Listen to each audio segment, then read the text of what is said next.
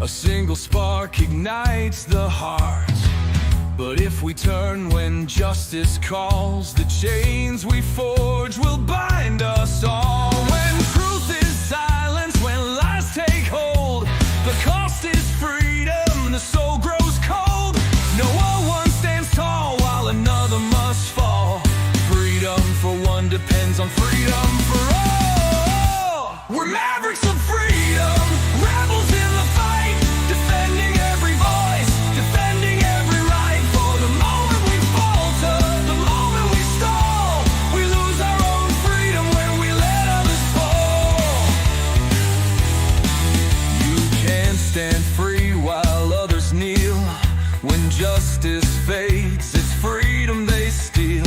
An innocent condemned, a crime unspoken, and with it the bond of liberty is broken. No tyrant rules without our consent.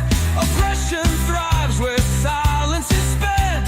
Stand for the weak, the silence the small, or freedom will crumble for us all. We're mavericks of freedom, guardians of the light, fighting for the truth, for what is just and right. For the rights of one are the rights of all. We rise or we fall by answering the call. Even those we may oppose deserve the rights we all uphold. For if we deny them what is fair, we build our own prison in despair. The fight's not easy, it never will be, but justice for one is the key to be free. We stand as mavericks, together we strive, defending the rights that keep freedom alive. We're mavericks of freedom, rebels in the fight, upholding every truth, protecting every right. When one is oppressed, we're all in the thrall. Freedom for one depends on freedom for all. So take a stand, let your courage rise. Defend the truth, don't compromise. For the soul of the world, the writing's on the wall. Freedom for one depends on freedom for all.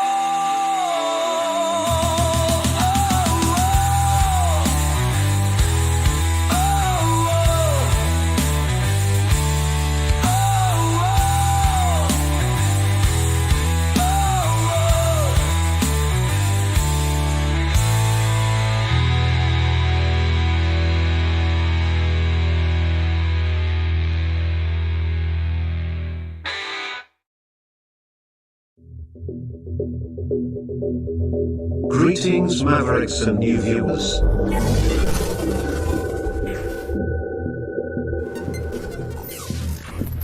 Tonight, direct and live from the Maverick News Network World Studios. This is Maverick News with Rick Walker.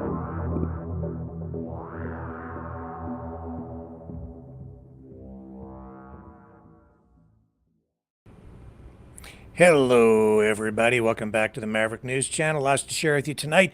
We're going to the polls in Canada. Election imminent. We're told Mark Carney, Canada's new Prime Minister, will call an election this Sunday. The big day is supposed to be April 28th. What did I tell you? Well, what did I say? I said before that I thought we were going to go to the polls probably late spring, early summer. Here we go. Plus, the war in Ukraine rages on in spite of the partial ceasefire that Donald Trump orchestrated with Vladimir Putin, whatever that is.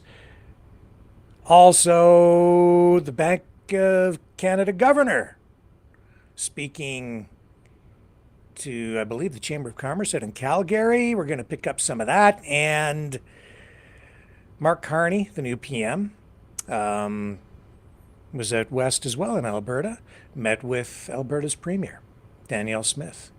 And the fireworks, they are flying, and my chair is breaking, even as I sit here. tonight. So that was a wild ride, and we've got a wild ride set for you tonight. So buckle up.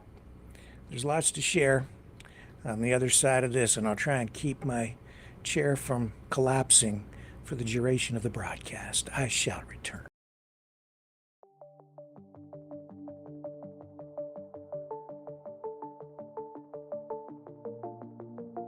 Greetings, brave mavericks.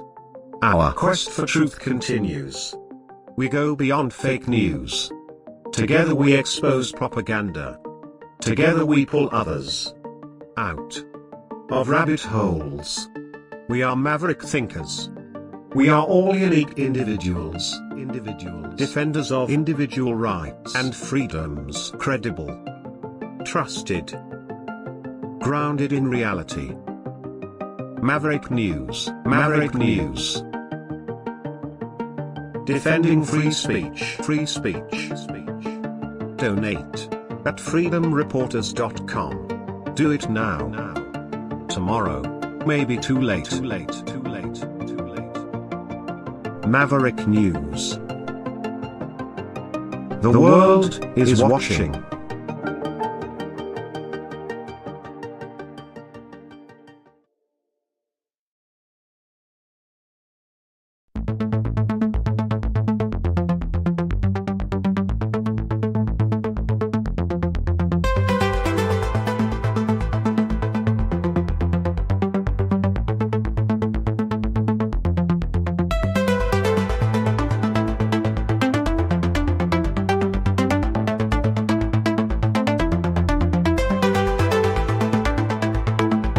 Maverick News. Expose lies and tell truth.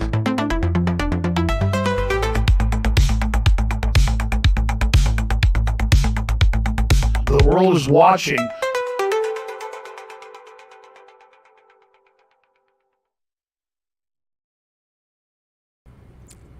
All right, so we're going to get into this election call. But before we do that, pretty big news out of Ukraine, Russia.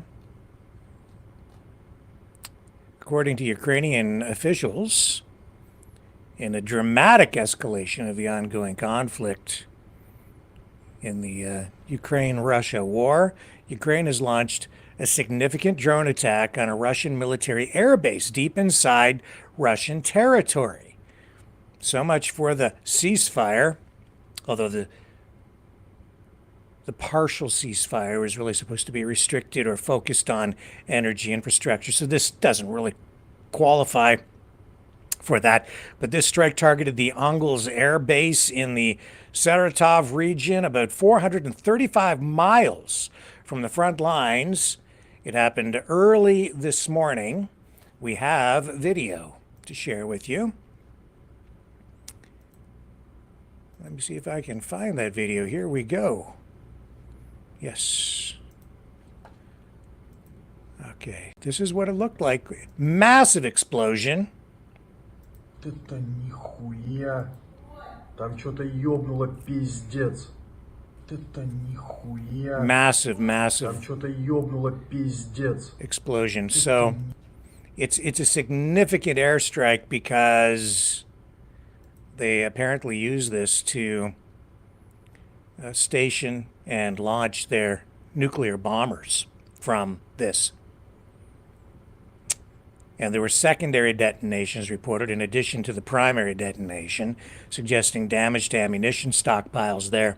The airbase is home to Russia's nuclear-capable strategic bombers, including the Tu-160, which have been used to launch missile strikes on Ukraine throughout the war.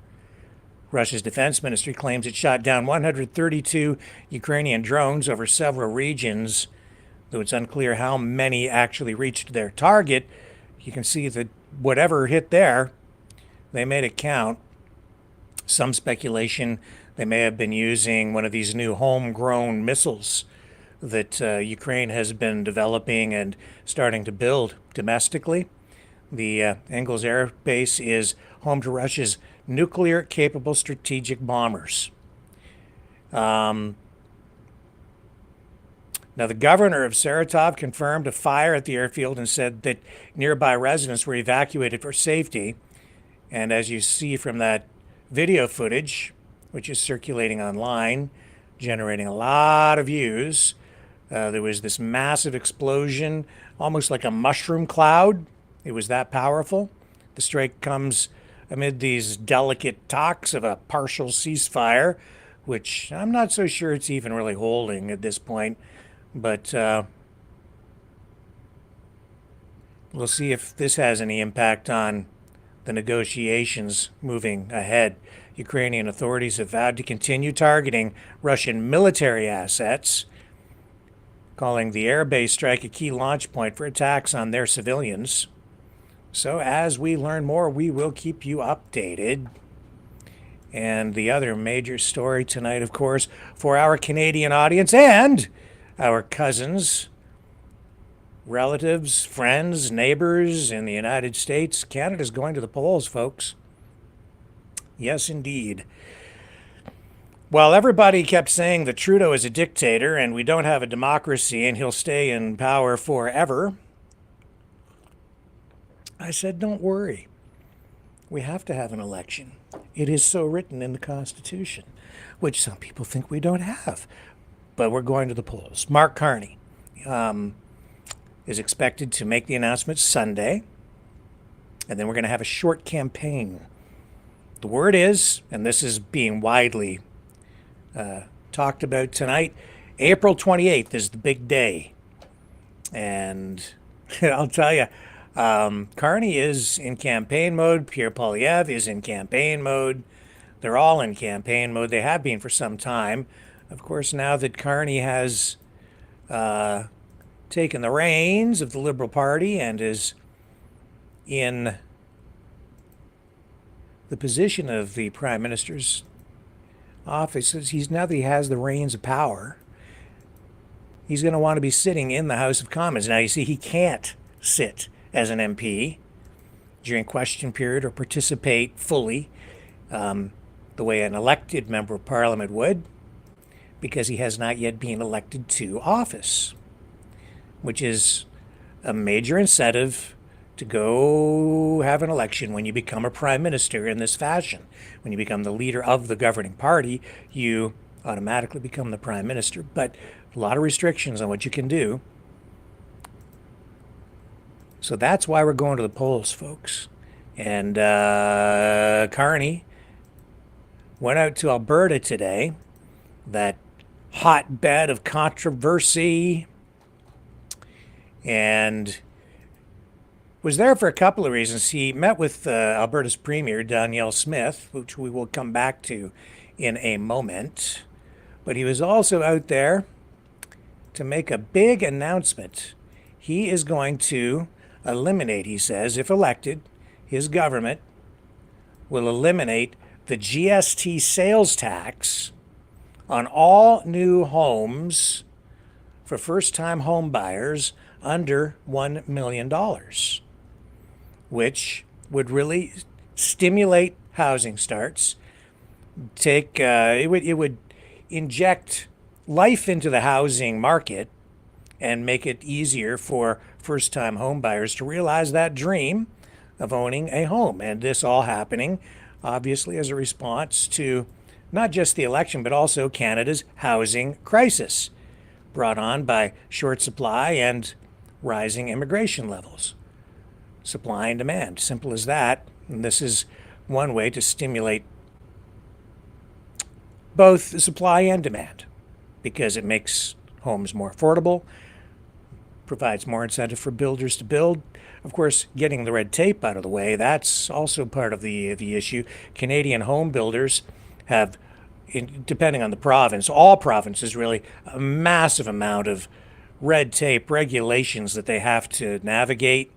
Building codes. I mean, it is, I went to a home builders association meeting here locally a few years ago, and they had a whole presentation on the rules, the regulations, the permits that are required to just build a home, and it is mind-boggling. the codes, the plumbing, the electrical, the carpentry, everything has to be just so tickety boo, or you're going to be in violation of things. And you have to get the permits to build too, land permits and so on. It's a minefield. But here's Carney today out in Calgary. It's time to build. We need to get housing supply up. In fact, we need to double housing supply on an annual basis. We need to get that supply up so we can bring costs down. We need to build more at a faster pace. So my government will stimulate innovation and productivity and sustainability by promoting new technologies such as modular and prefabricated homes that speed up completion times, lower costs for builders and buyers. We're working to remove barriers by cutting red tape, levies, development costs and chargers that the mayor just mentioned, reducing taxes, accelerating permitting approvals, and working directly with mayors. And this is really a story of success in those cities that are engaged, such as Edmonton, working directly with the cities through the Housing Accelerator Fund. It's made an impact here. It's making an impact across the country from Quebec City to Saskatoon, I know from personal experience. And the other thing we need to do, and I'd like to thank colleagues for being here who are building these homes. We need to grow the construction sector workforce, accelerate training and apprenticeship programs, improve the mobility of skilled labor. There's more than enough work right now in Edmonton, but we want to build up the work across the country. And we want the skilled workers to be able, if they so decide, to immediately go to another part of Canada and work there without any red tape or hassle. And that's going to be a focus when I meet provincial premiers tomorrow. Because it is a time to build, we are going to have a multi-decade building of this country, and it is going to be a great time to have a career in the trades. Now, in the coming weeks, we're going to announce a lot more on further increasing housing supply. But I want to just concentrate on the other side of the equation for a moment, which is how can we help Canadians, particularly younger Canadians, buy their first homes right now? So what I'm announcing today is that my new government will eliminate the GST for first-time home buyers on all new and substantially renovated homes under $1 million. Now, this is a big deal because first-time home buyers are the major purchasers of new and substantially renovated homes. This can provide up to $50,000 in savings for families entering the housing market. It means that all first-time home buyers will need to save less for a deposit, and they'll be able to move in sooner. And it will allow more first-time home buyers to realize their dream of home ownership, whether you're a nurse here in Edmonton, a teacher in Red Deer, or an equipment operator on the oil patch. Nous devons construire plus de logements, plus vite pour faire baisser les coûts. Notre gouvernement va Okay, so we're not going to stick with this too long. We're just going to pull out.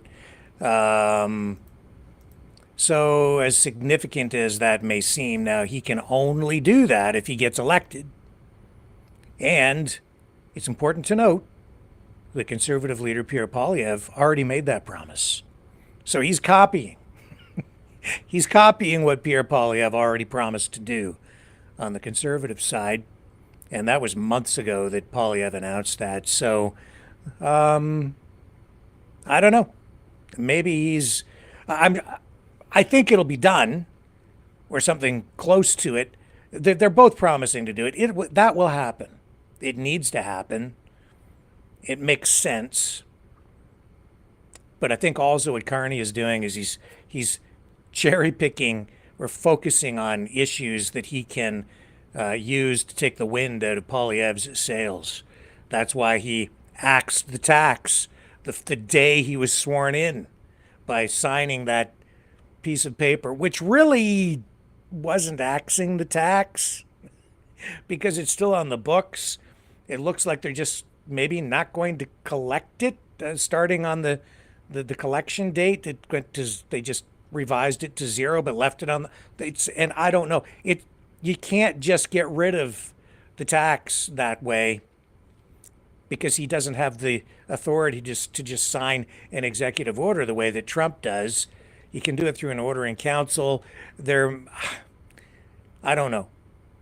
I believe that, at least in the short term, it will not be collected, and they'll follow through with that because there's some technical ways they can get it done. But the point is, we have to go through this election, and then they can actually get back into Parliament and to go through the proper steps to pass legislation, pass budgets, make amendments to the budget, and so forth, and conduct the affairs of government in a proper manner.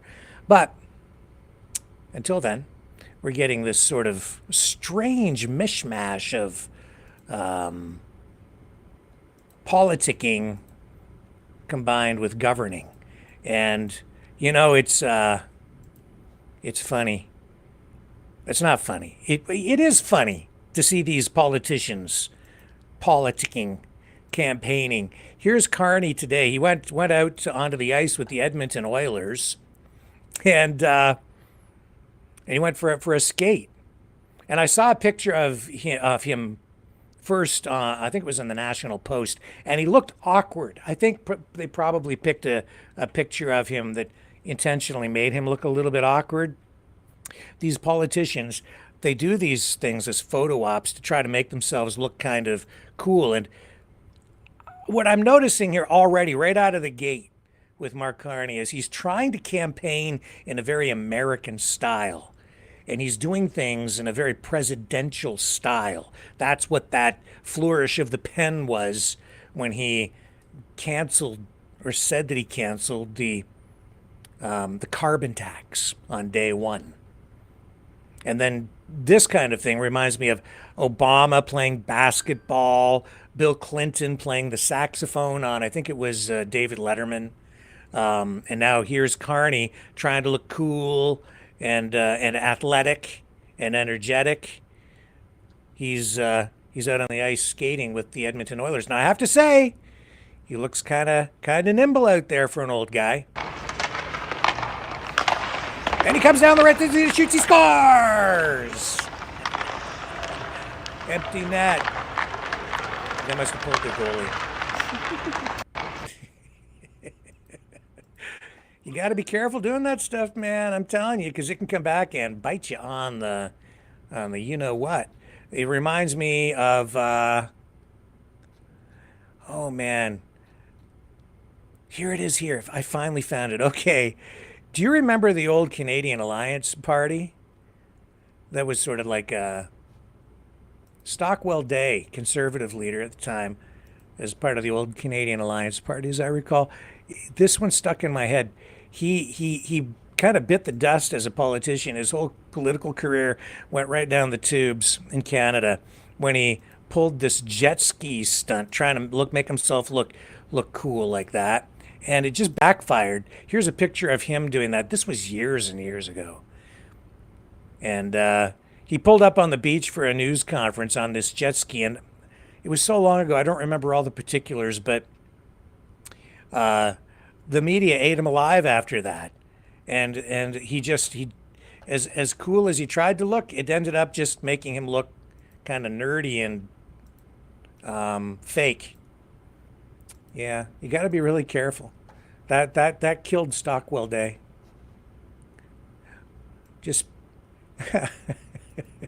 and Danielle Smith met with Mark Carney, Premier of Alberta, met with the new PM, and oh yeah, she's talking tough out there.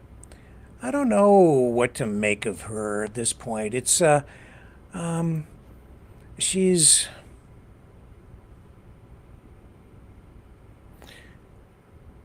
she's obviously doing things to appease, placate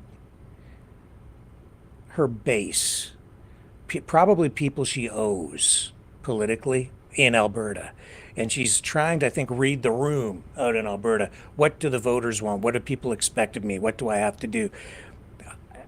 And so she's very diplomatic with Trump and very hard with the government. So after meeting with Carney today, she posts this on social media. She says, at his request, I met with Prime Minister Mark Carney today. We had a very frank discussion in which I made it clear that Albertans will no longer tolerate the way we've been treated by the federal liberals over the past 10 years. I provided a specific list of demands the next Prime Minister, regardless of who that is, must address within the first 6 months of their term to avoid an unprecedented national unity crisis. Yeah, yeah, we have a national unity crisis out there, folks. We do. And I have some pretty strong views on why. And I don't really like what I'm seeing, because I see a whole lot of meddling and maybe even some unethical behavior going on. But we'll get into that a little deeper as this broadcast goes on. And she says, so what are these demands that she's making? Well, guaranteeing Alberta full access to oil and gas corridors to the northeast and west, repealing Bill C-69, also known as the No New Pipelines Act, lifting the tanker ban off the BC coast, eliminating the oil and gas emissions cap, which is a production cap, scrapping the so-called clean electricity regulations, ending the prohibition on single-use plastics, abandoning the net zero car mandate, returning oversight of the industrial carbon tax to the provinces. That's a big one, because Carney, as much as he eliminated the consumer carbon tax, or so he said with a stroke of the pen on day one, he also made it pretty clear that the federal government is planning on using an industrial carbon tax to sort of weave the whole carbon tax into the background, into the hidden costs of goods and services, so that you don't really see it. You pay it because it's built into the prices of things. It's all built into the supply chain. Businesses end up paying it, and then you, as a result, pay a higher price upon consumption. And then lastly, it says halting the federal censorship of energy companies. Federal censorship. I also made it clear, she says, that Alberta, as owner of the resource, will not accept an export tax or restriction of Alberta's oil and gas to the United States, and that our province is no longer agreeable to subsidizing other large provinces who are fully capable of funding themselves. Lastly, I made it clear that federal mismanagement of Jasper and Banff national parks resulted in last year's tragic wildfire in Jasper and is endangering Banff, and the situation must be rectified immediately. With the federal election about to be called, I encourage all Albertans to get involved in what is likely one of the most pivotal and important elections in our nation's history, and to support the party and candidates they have consistently advocated for, freeing Alberta from federal overreach and the repeated economic attacks our province has faced from Ottawa over the past 10 years. And so which party is that? I guess the Conservatives? Although these days, I'm not sure. I'm not sure who the good guys and the bad guys are anymore. That's why in my Substack article that I wrote 2 days ago, I wrote it some time ago, posted it 2 days ago, I said that Poilievre's call for transparency from Carney, he needs to own that himself. All these politicians need to be more transparent about who's funding them, who's influencing them. And I want to know, are any of these politicians being influenced by U.S. interests? Do they have investments that would put them in a possible conflict of interest? A lot of these investments, these holdings, even blind trusts, we don't know about them because of the way the Canadian regulations are written. So I've said for a long time, we need more transparency across the board. And while Poilievre is saying that Carney needs to not just follow the rules, but lay out all his assets for all to see and go beyond what is required through the Ethics Commissioner and the law, and come clean with Canadians. And I say, you first, Mr. Poilievre, you second, Mr. Carney, and Or maybe just do it all at the same time. And Jagmeet Singh and Elizabeth May and anybody who's leading a political party, let's get your finances right out on the table, everything. What's your income? Where's it coming from?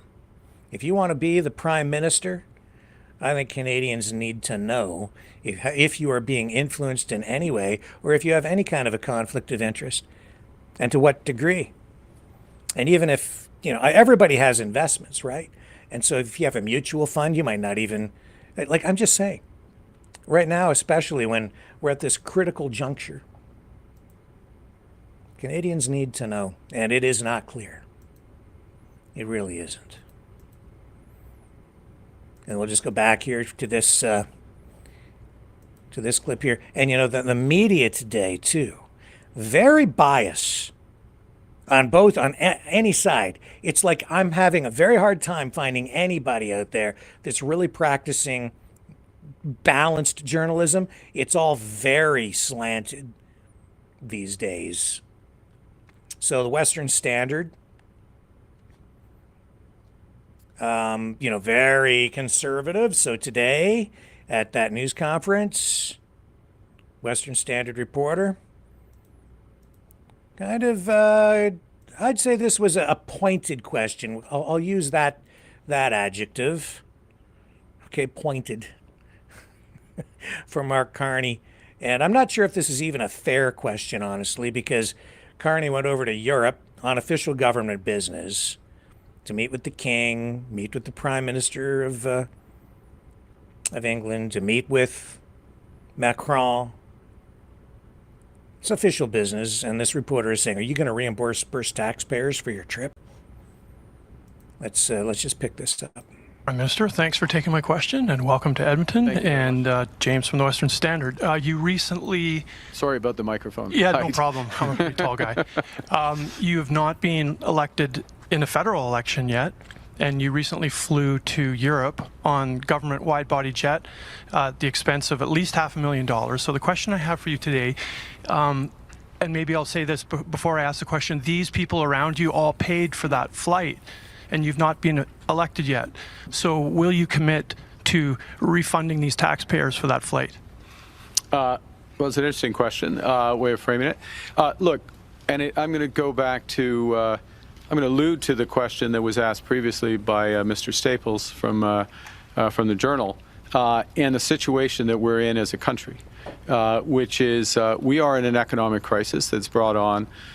Sorry, I'm going to answer the question. Brought on by the tariffs that have been put on Canada, actual and prospective. One of the challenges. The economic crisis was brought on by former Prime Minister Justin Trudeau, and you were his advisor at the time. I think you would find. These people did not create that problem. I certainly. Hey, nobody in Canada created that problem. Nobody in Canada created that problem. The U.S. government has decided to put tariffs on all of its closest allies. All of its closest allies. I wouldn't for a moment suggest that anyone in Canada is the cause of this. What our responsibility is to take action to react to a different world that we're in.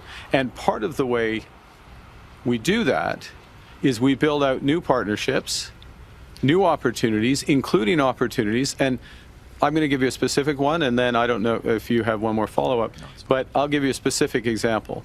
It goes to my previous answer, something I also discussed with the Premier this morning, which is Canada has many advantages, and one of them is in critical metals and minerals. One of the issues is how are we going to develop the trade routes and the trade corridors rapidly in order to export those critical metals and minerals?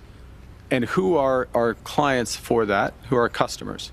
Do we only have one customer to the south of us, the customer that's attacking us, that doesn't respect the trade agreements that they signed? Or should we develop new customers?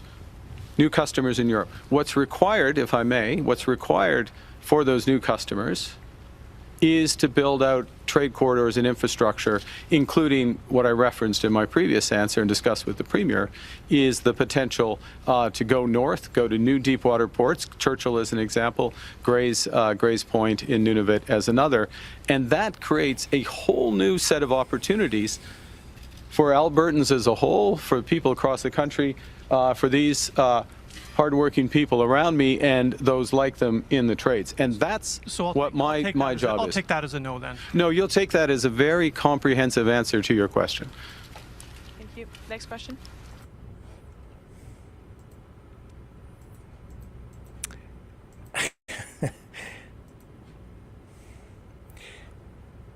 I'm going to editorialize for a moment. Donald Trump is not your friend, Canada. And these people who keep saying that Donald Trump is doing us some kind of a favor,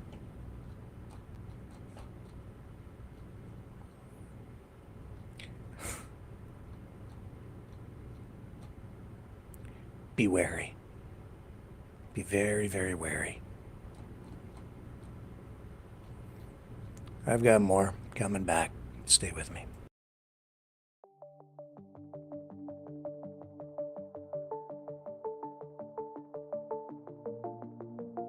Greetings, brave mavericks. Our quest for truth continues. We go beyond fake news. Together we expose propaganda.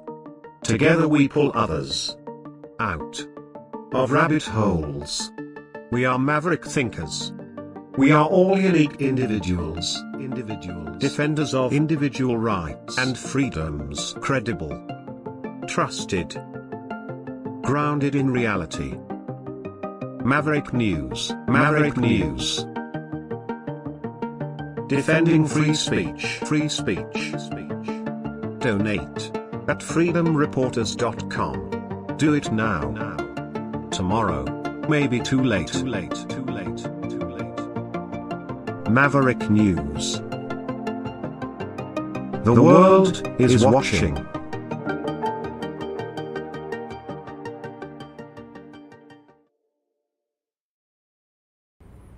I'm back. Yesterday, late in the day, Alberta Premier Danielle Smith also held a news conference, and she took this pretty strong stand against Mark Carney's new government. She says that she has this plan to strengthen a provincial law to protect the province's oil and gas infrastructure. She said amendments to Alberta's Critical Infrastructure Defence Act will classify oil and gas production sites as well as facilities holding emissions data as essential infrastructure. So this move aims to shield Alberta's energy sector from damage or obstruction. And she made it clear that the changes are designed to protect the province's energy security and economic interests from outside interference. And she specifically called out Ottawa as a potential threat, not the U.S. She also doubled down on a November decision to make greenhouse gas emissions data the exclusive property of Alberta's government in response to what she calls a federal oil and gas emissions cap imposed without warning. And so Smith, Alberta Premier, pointed to a 2022 incident in Saskatchewan where federal workers allegedly trespassed on private farmland to collect water samples. I remember that story as a reason for the crackdown. Smith says that the amendments will bar federal officials from provincial facilities, ensuring, in her words, that Alberta closes the door on similar overreach. And with those changes, Danielle Smith is sending a strong message that Alberta's energy future is non-negotiable. And in her view,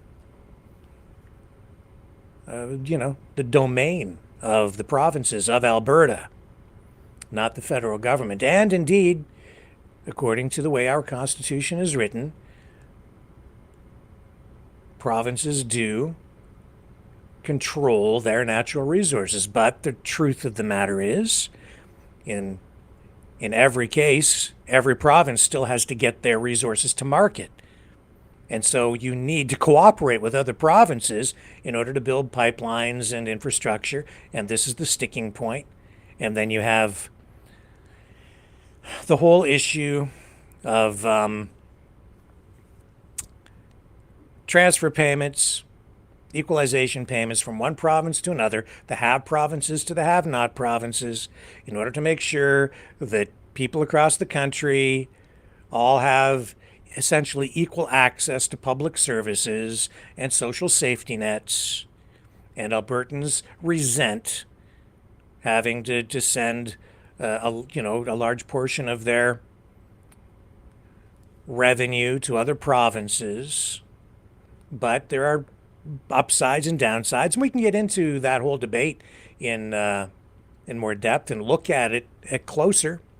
In fact, I was kind of starting to write a Substack article about that very issue, taking a look at why Canada takes that approach, while in the United States they take a different kind of approach. But in the United States, the result is that, states retain a lot of their revenue for resources, but you get much larger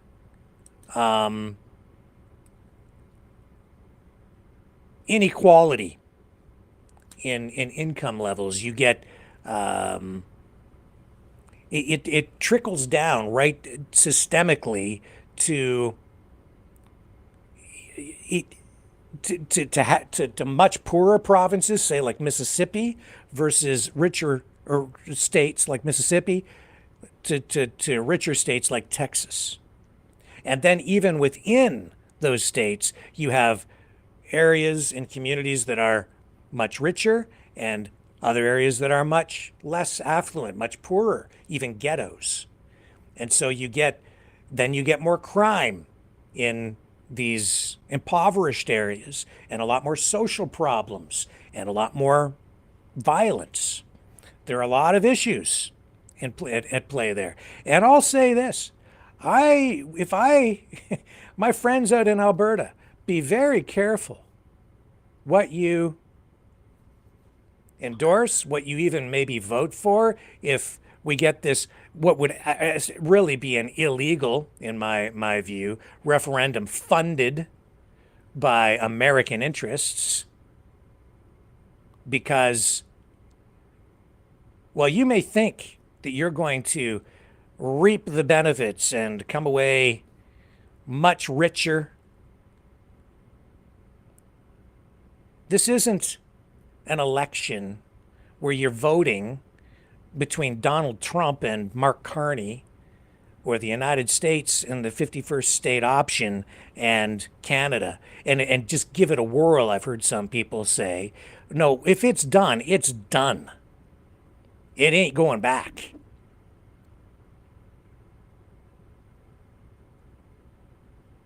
And if you don't think that there's U.S. money flowing in there, influencing this whole 51st state movement, you're kidding yourself.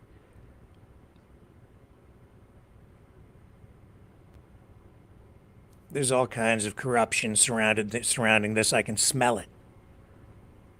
You can kind of see it. And it's kind of sickening. And it's all driven by greed and profit motive, and people who think that this is going to be like the answer to all your prayers, and they're out there talking about, and I'm editorializing, obviously, but people who think that this is going to solve all your problems because you're going to pay less in tax. Yeah, well, you're going to get less back in public service and maybe even stable communities. There are poor towns. There are poor people in Texas, too. I've spent time down there. Very affluent areas and very, very poor areas, too. And there are social issues like, and social programs like healthcare. And right now, Social Security is even under threat in the United States. Now, I'm a big advocate for free markets and lower taxation. But I also see the value in what we have here in Canada.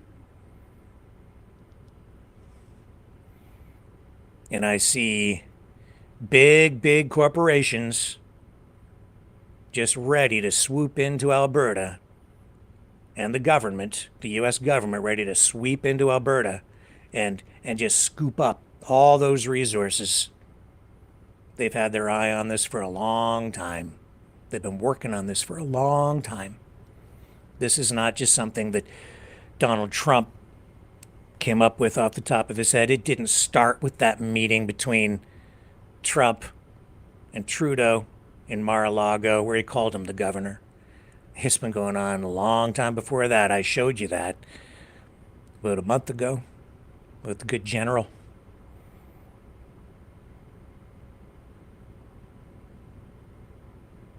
And there's a whole campaign on or surrounding this right now. A lot of people just wringing their hands, waiting to line their pockets, scoop up all those resources. And I don't see Danielle Smith taking action to protect Alberta from a possible takeover from a foreign country. A country that has been essentially not just, you're blaming Ottawa for your pipeline problems. I think you ought to be looking a little further south and looking at the U.S. influence coming up into Canada. Who's funding these environmental activists? Who's funding these NGOs, these campaigns, and even First Nations people, some of them? Who's giving them money, maybe, to block your pipelines, protest? It's all a Canadian-made, homegrown problem. And, oh yeah, check your politicians too. And then look at who's funding them. And maybe we absolutely need a little more transparency. And you're all worried about Chinese influence? The number one threat to Canada right now, the biggest existential threat to our country, is in the White House. And the whole movement down there, it's just right out in the open. Wide open. You can see it. He's talking about it. Canada's meant to be the 51st state. The line, that boundary line is just an imaginary line. I think I'll annex it. I'm going to use, quote, economic force to take it. Donald Trump is at war with Canada. It's not a conventional war. It's an economic war. At least that's the tool he's using. But Mark Carney is absolutely right. He's gone to war with all of the United States' traditional, long-standing allies since World War II. He's upsetting the apple cart, turning the world upside down, and Canada is first on his list. I told you a couple of years ago, almost 3 years ago, I said, Canada's in play. Somebody wants this country. They want to take us over. I couldn't quite figure it out. Who is it? And of course, it was just too hard to fathom that it might be the United States. It kept kind of pointing down there, and I just couldn't believe it. But here we are, folks. And some people cheering for it.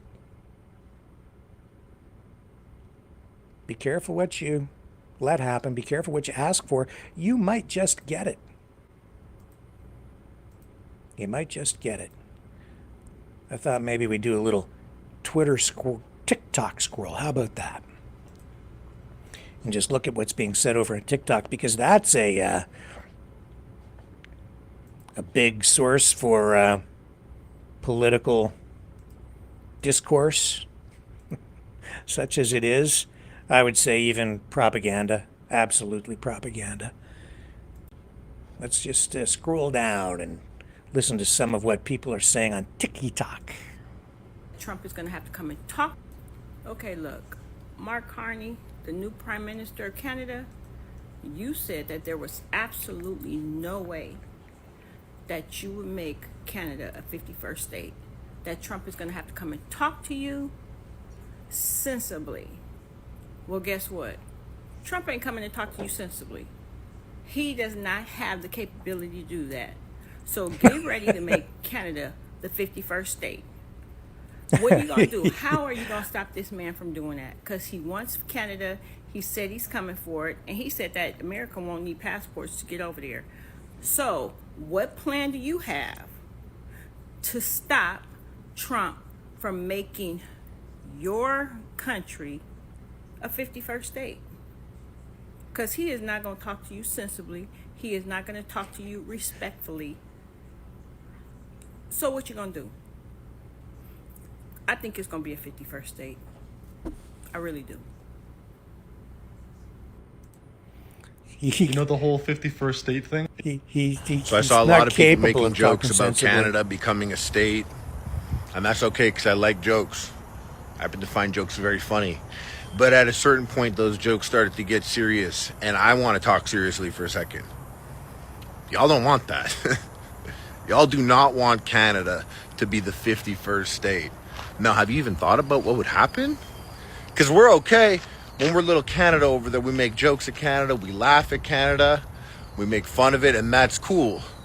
But once we're part of the family, dude, then motherfucker, we're big brother sitting atop the USA, the big boy state. Texas? That's little baby shit. You know what? We don't even need the oil, dude. Canada's coming with more oil. Texas, take the weekend off, bro. You're good. Yeah, take 5. Take a lap. We got it handled. More land mass than the entire rest of the states combined. More coastline than the rest of the states combined. More forest. What's that freshwater supply? The Great Lakes? Bro, we own 84% of that in the Canadian state. Plus everything else we got. And we're the coldest motherfuckers in the country. Is that what you really want? You want Canada to get out of the corner and become part of the family and son you motherfuckers like that? Canada giving you nuggies, being like, what's up, little state? What's up, little dummy? Oh, yeah? You were number one? What? You guys speak French? You got French people in Louisiana? Tais-toi! We're coming through with millions more French. Anything you do at that point, any state out there, we got more of it. We got bigger of it. We got plentiful of it. You don't want that smoke, bro. God knew better than to make Canada a state. Trust me, dude. If we become a state, you don't want to get sunned on by Canada.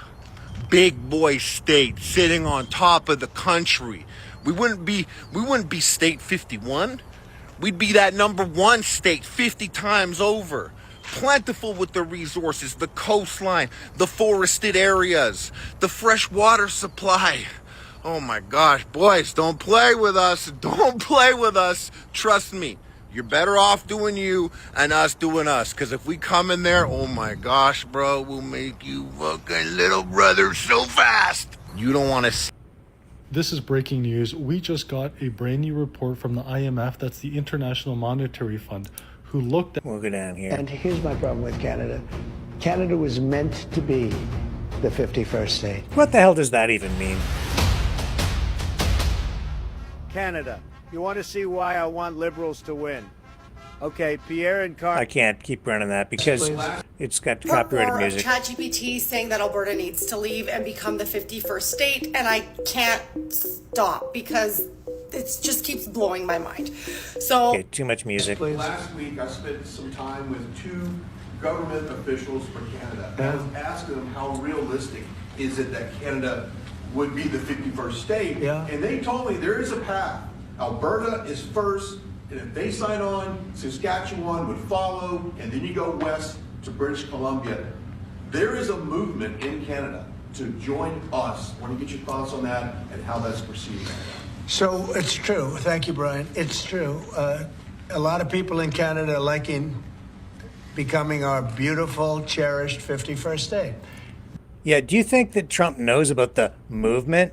Do you think he might be tuned into that movement just a little bit? Do you think maybe he might have some connections into that movement?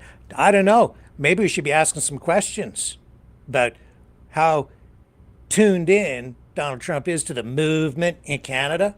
Just saying. They'll have to pay much lower taxes. They'll have the ultimate security. You know, they don't... Anybody worried about foreign interference in Canadian politics? Everybody wants to name the names. Name the names. There's a name right there. What's one name coming right to mind? I'm just saying. The president wants Canada. We got to make it very unappealing for him. You know what we got to do? We just got to bring in a ton of Mexicans, give them citizenship. Look how fast he builds a wall to separate the two countries. And in fact, I don't think Donald Trump realizes how diverse the demographics are up here. I think in his mind, we're just very Snow White. Maybe not. Trump has been calling to make Canada the 51st state, and a group in Alberta is apparently on board. Jeffrey Rath is leading that group, a lawyer from Alberta. He has that delegation behind him. Jeff, how big is your delegation? Tell me the feeling you are for joining America. Hundreds of Albertans that are reaching out and volunteering to join our delegation. Right now, our group is very small. We're, it's a steering committee of people that are looking to come to Washington on an exploratory basis and meet with a representative appointed by President Trump to explore the benefits of either Alberta becoming an independent sovereign nation with economic union to the United States, becoming a U.S. territory, or pursuing full statehood. Yeah, it's all random Yes, we're though. all invested here. Let's just keep going with this Chat GPT thing. I just asked, surely will Albertans enact becoming the 51st state? So number one, Albertans have to demand a referendum. And you're hearing a lot of talks about this right now. And those lawyers that have gone down to Washington to basically make a case for us to Donald Trump. We need a referendum. There's no... Oh, yeah. So, I told you they're going to try and attach a referendum to the election. And if you don't vote the right way, think Ukraine. As you probably know, I say you can always become a state. And to be honest with you, Canada only works as a state. It doesn't. Blah, blah, blah. Let's ask Chat GPT what's going to happen if Carney actually dissolves Parliament this coming up Sunday, because that is what the rumors are. Let's just get right into this. It's going to happen. Yeah, he can't speak French. Continues to call the Prime Minister of Canada, Justin Trudeau, Governor of Canada. I'm curious what he means by that, and if there are any plans that are moving forward with trying to make Canada the 51st state. And I have a follow-up on the economy as well. Sure. Well, the president put that in his True Social account, or his True Social post earlier today. He feels strongly that it would be very beneficial for the Canadian people to be the 51st state of the United States. They wouldn't be paying for these tariffs. They'd have much lower taxes if they were. Blah, blah, blah. And if you don't do it, we're going to use economic force to make you suffer. I don't think Trump... She seems too young to have that job to me, but maybe I'm just getting old. It just seems... Oh, my God. Anyway. Joking anymore. Check out what he posted today. No one can answer why we subsidize Canada to the tune of $100 million a year. Makes no sense. Many Canadians want Canada to become the 51st state. They would save massively on taxes and military protection. I think it is a great idea. 51st. He said 200 billion the other day. Now it's 100 million. He can't. 100 million, 200, whatever. It's a lot. State. What do you think? Was Trump joking or is he being serious? Yeah, we know he's serious. Alexa. Now. I told you from the very beginning that he was serious. I told you over almost 3 years ago that somebody was doing this. And I told you that Tucker Carlson wasn't joking when he came up here and said that he called the Prime Minister's office and said that he was coming up here to liberate Canada. I told you. And you think that there's no foreign interference going on? What happens to Canada in 2025? In 2025, Canada will be struck by a mysterious winter storm causing over 35 feet of snow in certain parts of the country. Okay, I don't know what the heck that is, but that ain't Okay, guys, so the myth of Canada, aka... Yeah, oh yeah, they want you to believe that Canada's not a real country. I'm sure this has nothing to do with what Donald Trump is doing. The myth is Canada. It's just its own thing. It's got nothing to do with the 51st state rhetoric. It's and I'm sure Donald Trump doesn't have anything to do with it. That's entirely homegrown, this. Myth of Canada, aka Canada the Illusion, is circulating on YouTube right now. Everyone is rushing to go and watch it. But what exactly does it mean? If you're like me and do not understand government lingo or the British North American Act or the Constitution and all of that monarchy mumbo jumbo, I'm gonna break this down for you in like layman's terms, like grades. Don't bother. If you don't understand it, how are you going to break it down in any way that's meaningful or accurate at all? Oh man, they're preying on the ignorant with that. I've had people call, I'm so tired of it. The whole thing is designed to break your spirit. It is propaganda. It's a psyop. It's information warfare. That's what the Myth is Canada is. Get it? It's designed to demoralize you, to make you think that your country, first of all, isn't real, that it's not valid, that it's doesn't really exist. So therefore, why fight for something that isn't real? It is real. It is worth saving. It is not a myth. You're living it. We've been living it for over 150 years. The Myth is Canada is a lie. You know how Trump said Canada should become the 51st state? I have the greatest response for Trudeau. All he has to say to Trump is, yeah, we'll become the 51st state. We just get to keep our healthcare system, education system, standing army, RCMP, Canadian dollar. The only difference is we get freedom of movement and zero tariffs. Then we'll become the greatest state in the world, Canada, USA. Not sure if you want the French people, but we'll throw it in anyways, baby.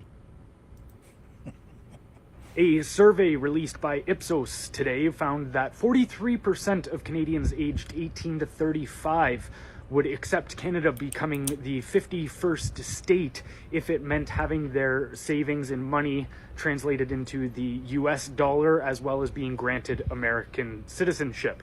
Now, I have no dog in the fight as one way or another on that. I'm still very undecided as to what is the best move forward for us as a nation. However, I do just want to explain why this phenomenon is occurring, why Canadians are willing to get rid of our country, essentially, and secede and become part of America. So this is because of Canada's national identity crisis. So first, what is an identity? The word identity itself can be traced back to two different words in Latin, which are essentias and identitum. Now, those words mean repeated in beingness. So your identity is your repeated beingness. And when it comes to a nation, same thing. So in simple terms, an identity is what does it mean to be Canadian? And for the last few decades, there has been a systematic dismantling of the Canadian identity. This actually can be traced back to the early 1980s when Trudeau Sr. implemented the world's first ever multicultural policy. We were the first nation ever to adopt a multicultural policy. And what this meant was that we shifted as a nation from being people that when immigrants landed here, we no longer expected to teach and have immigrants respect Canadian culture and values and assimilate them.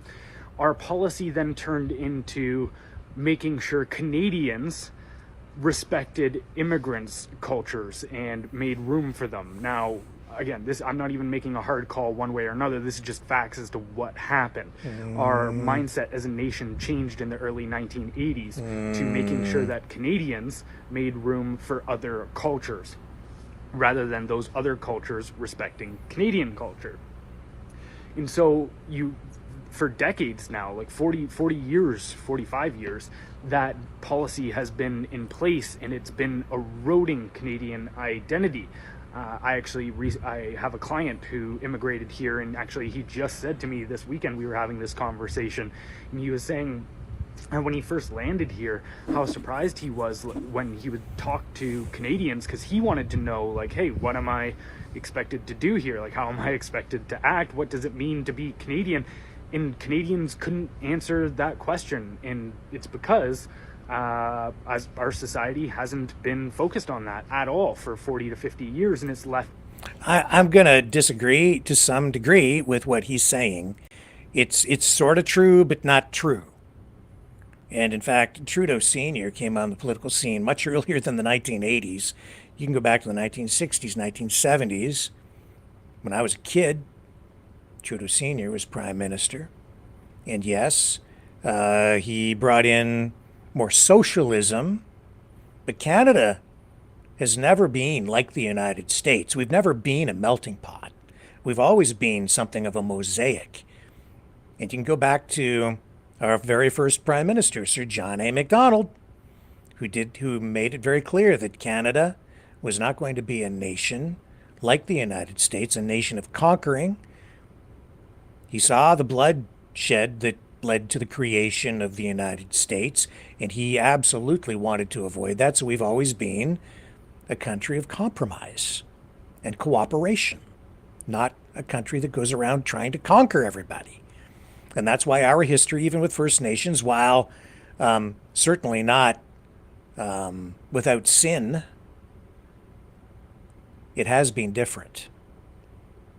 And we largely did cooperate with First Nations in a way that was much less violent than you had in the United States. And that's why during the War of 1812, we had some First Nations on our side fighting against the Americans, backing up the British Empire loyalists.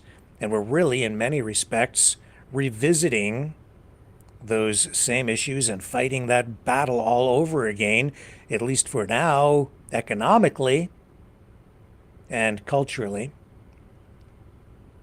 But it isn't true that we were, at one point a melting pot like the United States, and then we became a mosaic under Trudeau. Multiculturalism certainly adopted more in an apparent or prominent way under Trudeau Sr. and the Liberals, especially during the 1970s, when we were trying to make the country grow and became more pro-immigration.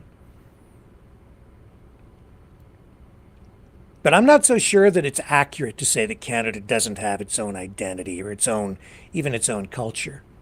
I think we do. Can you think of another country like Canada? Even though Trudeau Jr. referred to Canada as a post-national state,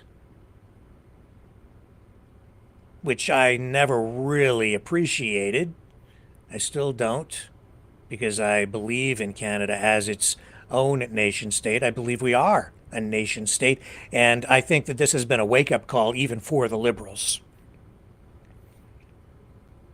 And especially for Canadians who have taken the country for granted. That's maybe one of the defining things about Canada, is that we have been such a stable, prosperous, affluent country, welcoming,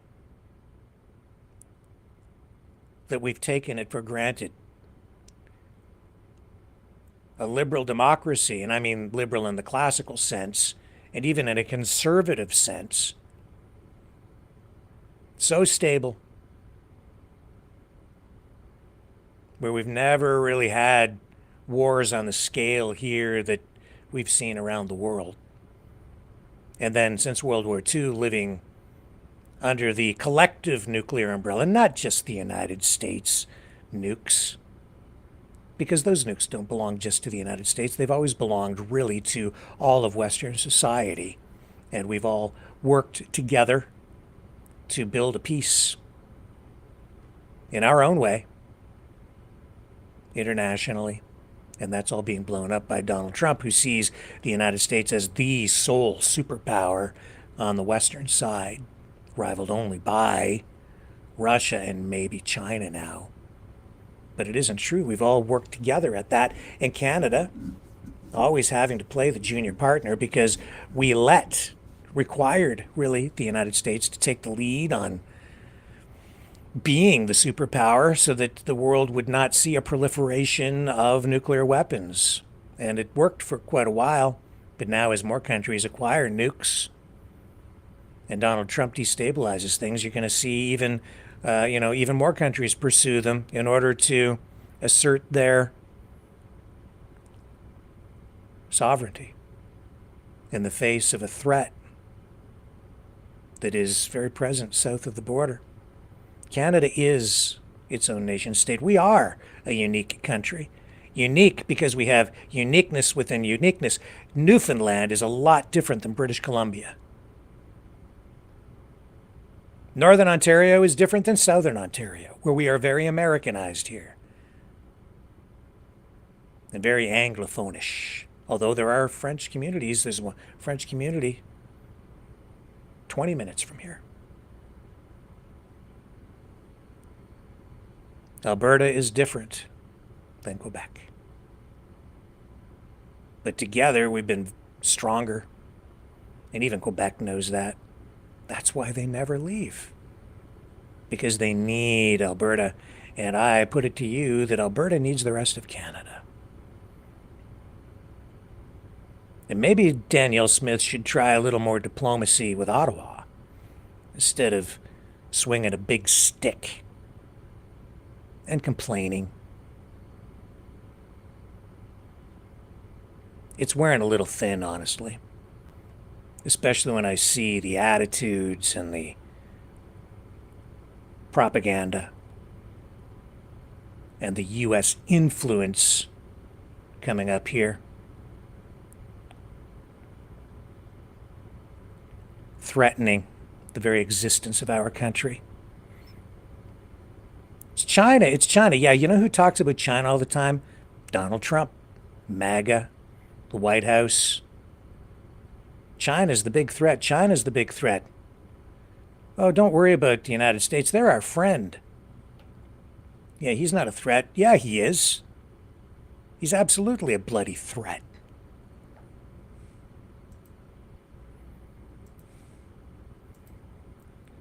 We've never been threatened like this before. It's insulting. And it's high time, I think, the people out in Alberta acknowledged that. It's not an opportunity so much as it is an existential threat to the existence of our entire country. And, yeah, they may not be so friendly as you think because they've been exploiting Alberta this entire time, buying up your oil at a discount because they're saying to you every day, your oil ain't worth as much. We're not going to pay you market value because we're your only customer. How did that happen? Oh yeah, it's all Ottawa's fault. I'm not so sure.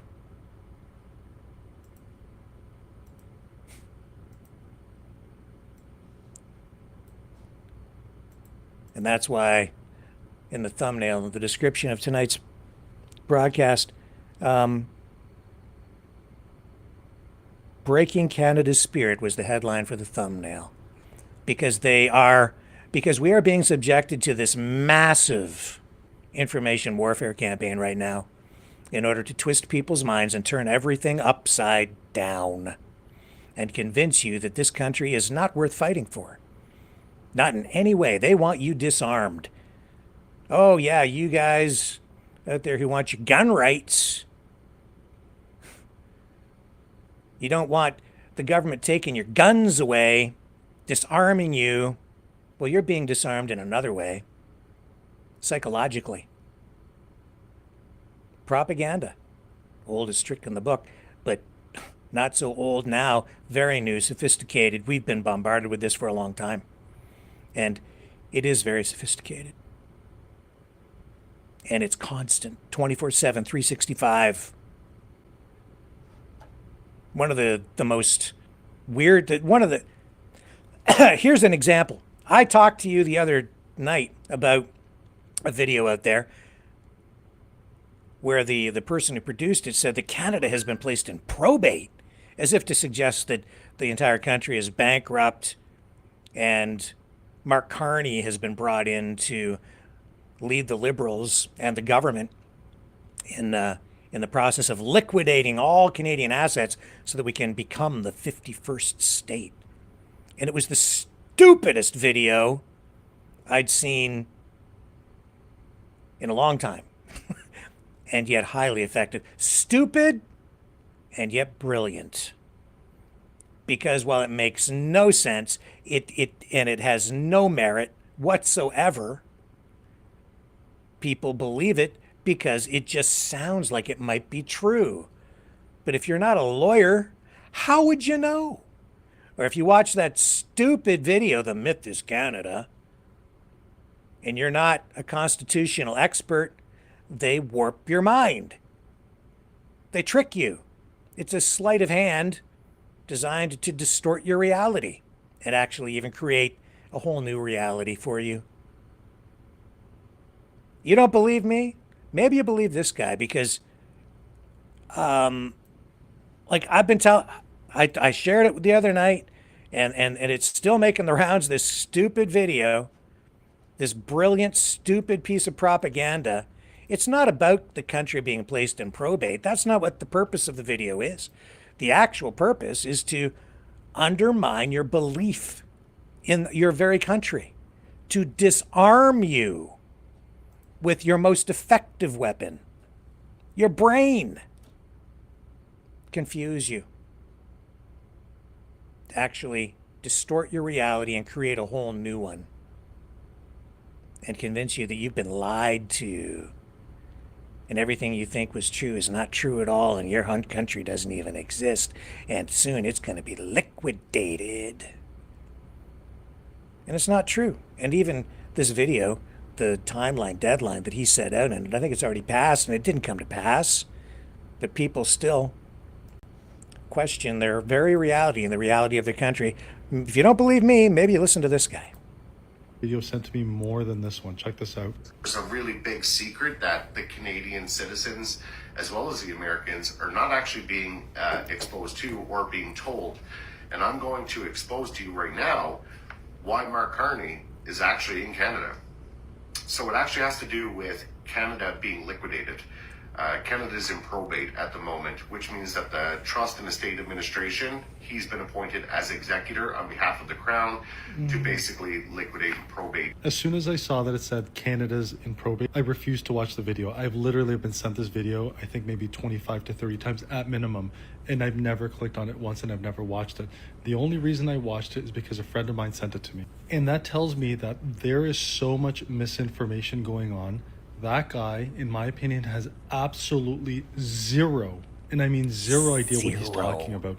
As much as I do not like Mark Carney myself, that's not why he's here. I don't even think he understands what probate means. In order for probate to happen, there needs to be a will. Someone needs to have died. Probate is the judicial process to basically prove the will, that it exists. Who died in Canada? Who's this person that died in Canada, that owns Canada, that then justifies a probate and the will needing to be proved and all of our assets being given to him? Like, it's so... I couldn't even finish the video. I watched what you saw and I stopped because there's no point in me seeing the rest. It's like me sitting here talking in confidence and telling you that I'm telling you all the Earth is a man-made object. I know it because Einstein, I knew he knew it. Like, you can't just say these things and say it with confidence and expect to believe it. You have to question what you see on here. And so I wanted to get the record straight for please, please do not worry about it. Canada's not under probate.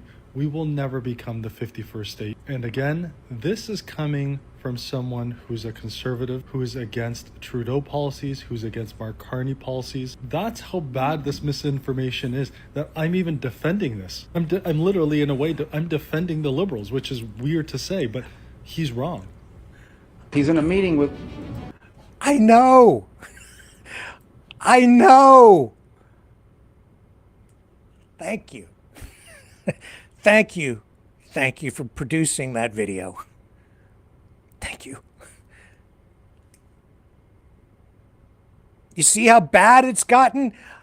I have to defend the Liberals. It's just blah.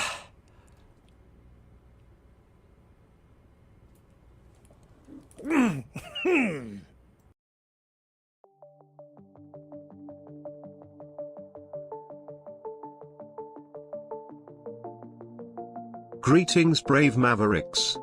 Our quest for truth continues. We go beyond fake news. Together we expose propaganda. Together we pull others out of rabbit holes. We are maverick thinkers. We are all unique individuals, defenders of individual rights and freedoms, credible, trusted, grounded in reality. Maverick News, Maverick News. Defending free speech, free speech. Donate at freedomreporters.com. Do it now. Tomorrow may be too late. Maverick News. The world is watching.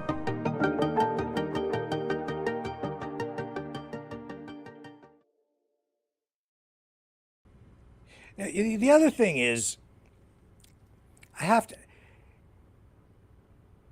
as much as I'd prefer to have a conservative government personally, right? Because I really want a smart guy right now in power. And whether it's a liberal or a conservative, and if I find out any of these people, if I find out Polyev is corrupt or if he's on the whatever, I won't vote for him.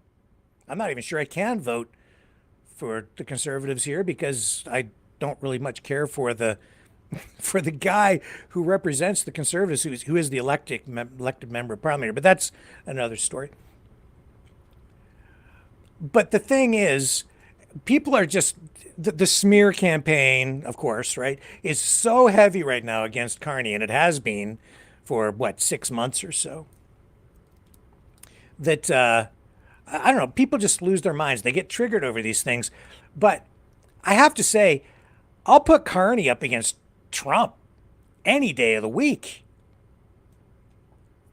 I don't know about you, but seems to me that it makes sense, especially during a time of economic crisis, to have somebody who understands economics and finance and how central banks work, maybe at the helm. And Carney, I think, is too much on the environmental side for me, but okay, whatever. But on the finance side, he's more conservative than Trudeau, and he has the credentials. I mean, he is a smart guy, extremely well educated. I just looked up some of his credentials. You know, he has an education in economics. He earned a Bachelor of Arts degree in economics from Harvard in '88. He graduated with honors. And then he pursued graduate studies at Oxford in the United Kingdom. I mean, this guy has an Ivy League education. He's a smart guy. At Oxford, he completed a master's degree in economics in '91. That's not an easy thing to get. And later a doctorate in economics in '95. His doctoral research focused on topics related to international finance and monetary policy, areas that would, later come around and define his professional career. And look at his resume. Governor Bank of Canada, Governor Bank of England, and I know the videos out there. I think it was Liz Truss who said that he bankrupted England during the 2008, was it the 2008 financial crisis? That's not true. It's not true. That's a political hit job from her. And Carney did not bankrupt the UK. Is the United Kingdom bankrupt? Are they in probate? No.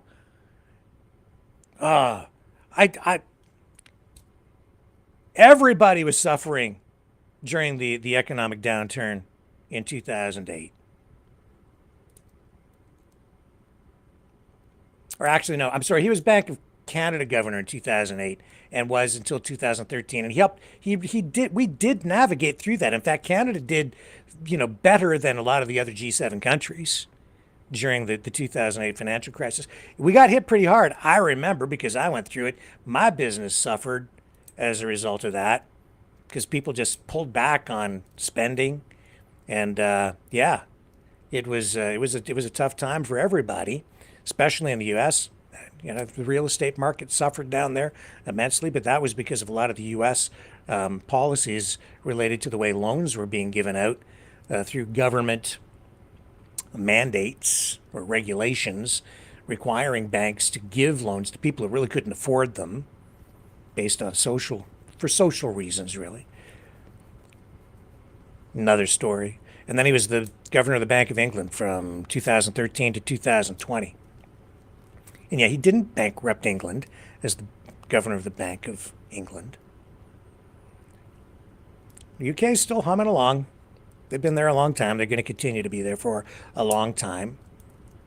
And then, he did have a stint at Goldman Sachs. And so, I mean, if we end up with a liberal government, and it could happen, and I'll show you why in a minute, it could easily happen. If we end up with that, I'd rather have Carney in the Prime Minister's office right now in this time of economic crisis than Trudeau, because Carney is one sharp guy when it comes to economics and finance. You may not agree with their approach as a liberal government, but at least he's smart. He understands how the system works. So, And Poilievre, I mean, he's a pretty sharp guy too, but he's not an economist. He's educated in international relations. He has a Bachelor of Arts degree from the University of Calgary. And he's a sharp public speaker, probably would be effective in negotiations, but he's not an actual economist. I think that, in his studies, he's probably studied economics to some degree, but he doesn't have like a master's in economics or a PhD or anything like that. He seems to have a pretty good grasp on things, but he doesn't have the credentials that Carney does in that area. He's been a politician pretty much from the beginning, always working in politics.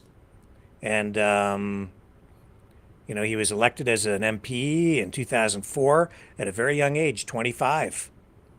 And he, for a while, co-owned some sort of a polling and consulting company called 3D Contact, Inc. And so he was involved in public opinion analysis, and that also is, very much in the political world. And he's been a Minister of Employment, Social Development, Shadow Minister for Finance as well. So he has some experience in that way, but not an actual finance minister. Nevertheless, I think he would be quite competent in the job. His economic philosophy seems to be influenced heavily by the same kinds of influences I've had, like coming from economists and free market thinkers like Milton Friedman, and in my case, Adam Smith. So, either way, I think Canada is not in bad shape in terms of sending somebody down there to negotiate with Trump at the end of this election. And as I said, why? Well, because all you have to do is look at what they've elected on the U.S. side. The only reason Trump is getting as much traction with the 51st state stuff as he is because there's just a big country and they've got so much weight behind them, and they've been the dominant economic force around the world especially since World War II, and they've got nukes. So he throws his weight around, but it's not his weight; it's the weight of the United States. And he's abusing that power, in my view. But that's okay, because the guys we're going to send down to negotiate with this guy, I think we've got the upper hand, because I'll put our economist or our international thinker and Pierre Poilievre and negotiator up against the garbage man any day of the week. No problem. We've got those Ivy League educated guys going up against the guy in the garbage truck.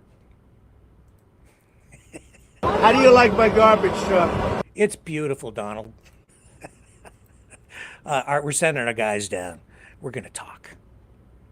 Yeah, I'll be right back.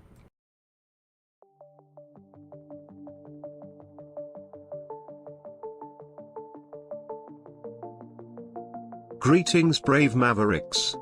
Our quest for truth continues. We go beyond fake news.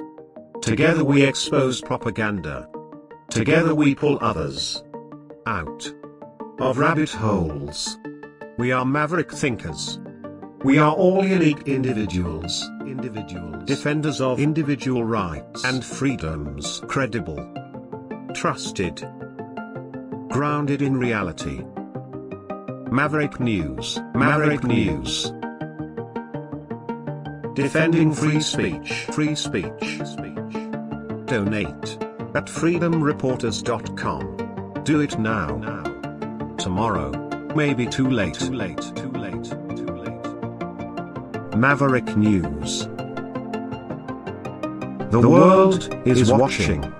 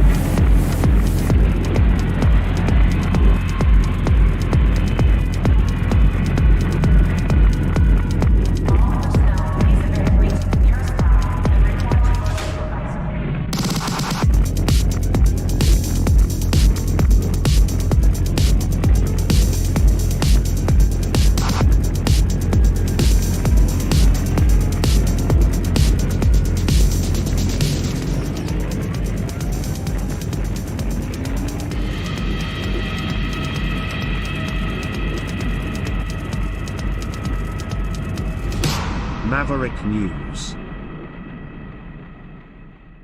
The world is watching. Okay, and if you don't want a liberal government, you're not going to like what I'm going to show you right now. Not at all. I just told you we could end up with liberal government. Remember a while back I said don't count those liberals out because they've got a massive machine. They have a ton of money. They're organized. They got their crap together, man. They always do. Even when they're down, they're never out. They always seem to claw back. And the Conservatives, I don't know what it is with the Conservatives in Canada. They always seem to find a way to self-destruct. It was Poilievre's election to lose, and he may well be on the road to defeat. Let me show you the 338 poll. It's not entirely Poilievre's fault, mind you. It's just because of the way the cookie is crumbling.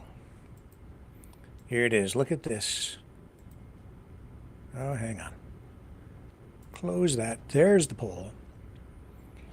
My goodness, how fortunes have changed. Federal projections, if the election were to be held today, the Liberal Party of Canada would get 178 seats, according to this poll. Conservatives now at 130, behind, losing the Bloc Québécois 25 seats, the NDP 8, and the Greens 2.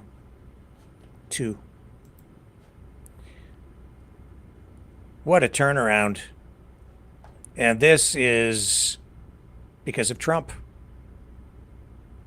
And he says he'd rather deal with a liberal, which is reverse psychology. He clearly would rather have a conservative government, I think. Although, it's easier for him to target the Carney-Trudeau liberal machine because he's absolutely at war with that ideology, progressivism. So it's easier for him to ramp up the rhetoric. Not so easy when you have somebody in power, when you're trying to take over the country and you're agreeing with them.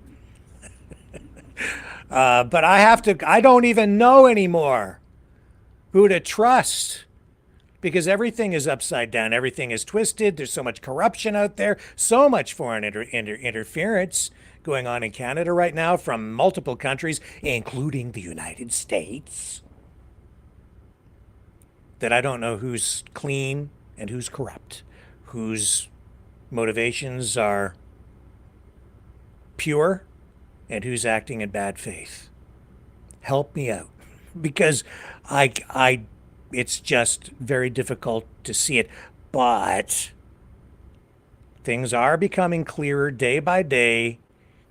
We're seeing what, not just the politicians, but, people who are politically active as well. Their actions are speaking louder than their words have in the past, and they can't remain cloaked and in the shadows forever.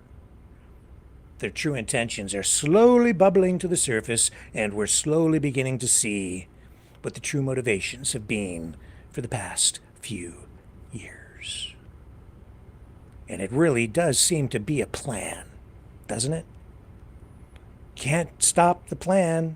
Trust the plan. Of course, everything's a plan. They planned this. You think Donald Trump just came up with this one day off the top of his head, and Justin Trudeau went down there and he just decided to call him governor, and then it blew up into this organically? No. You don't take over a country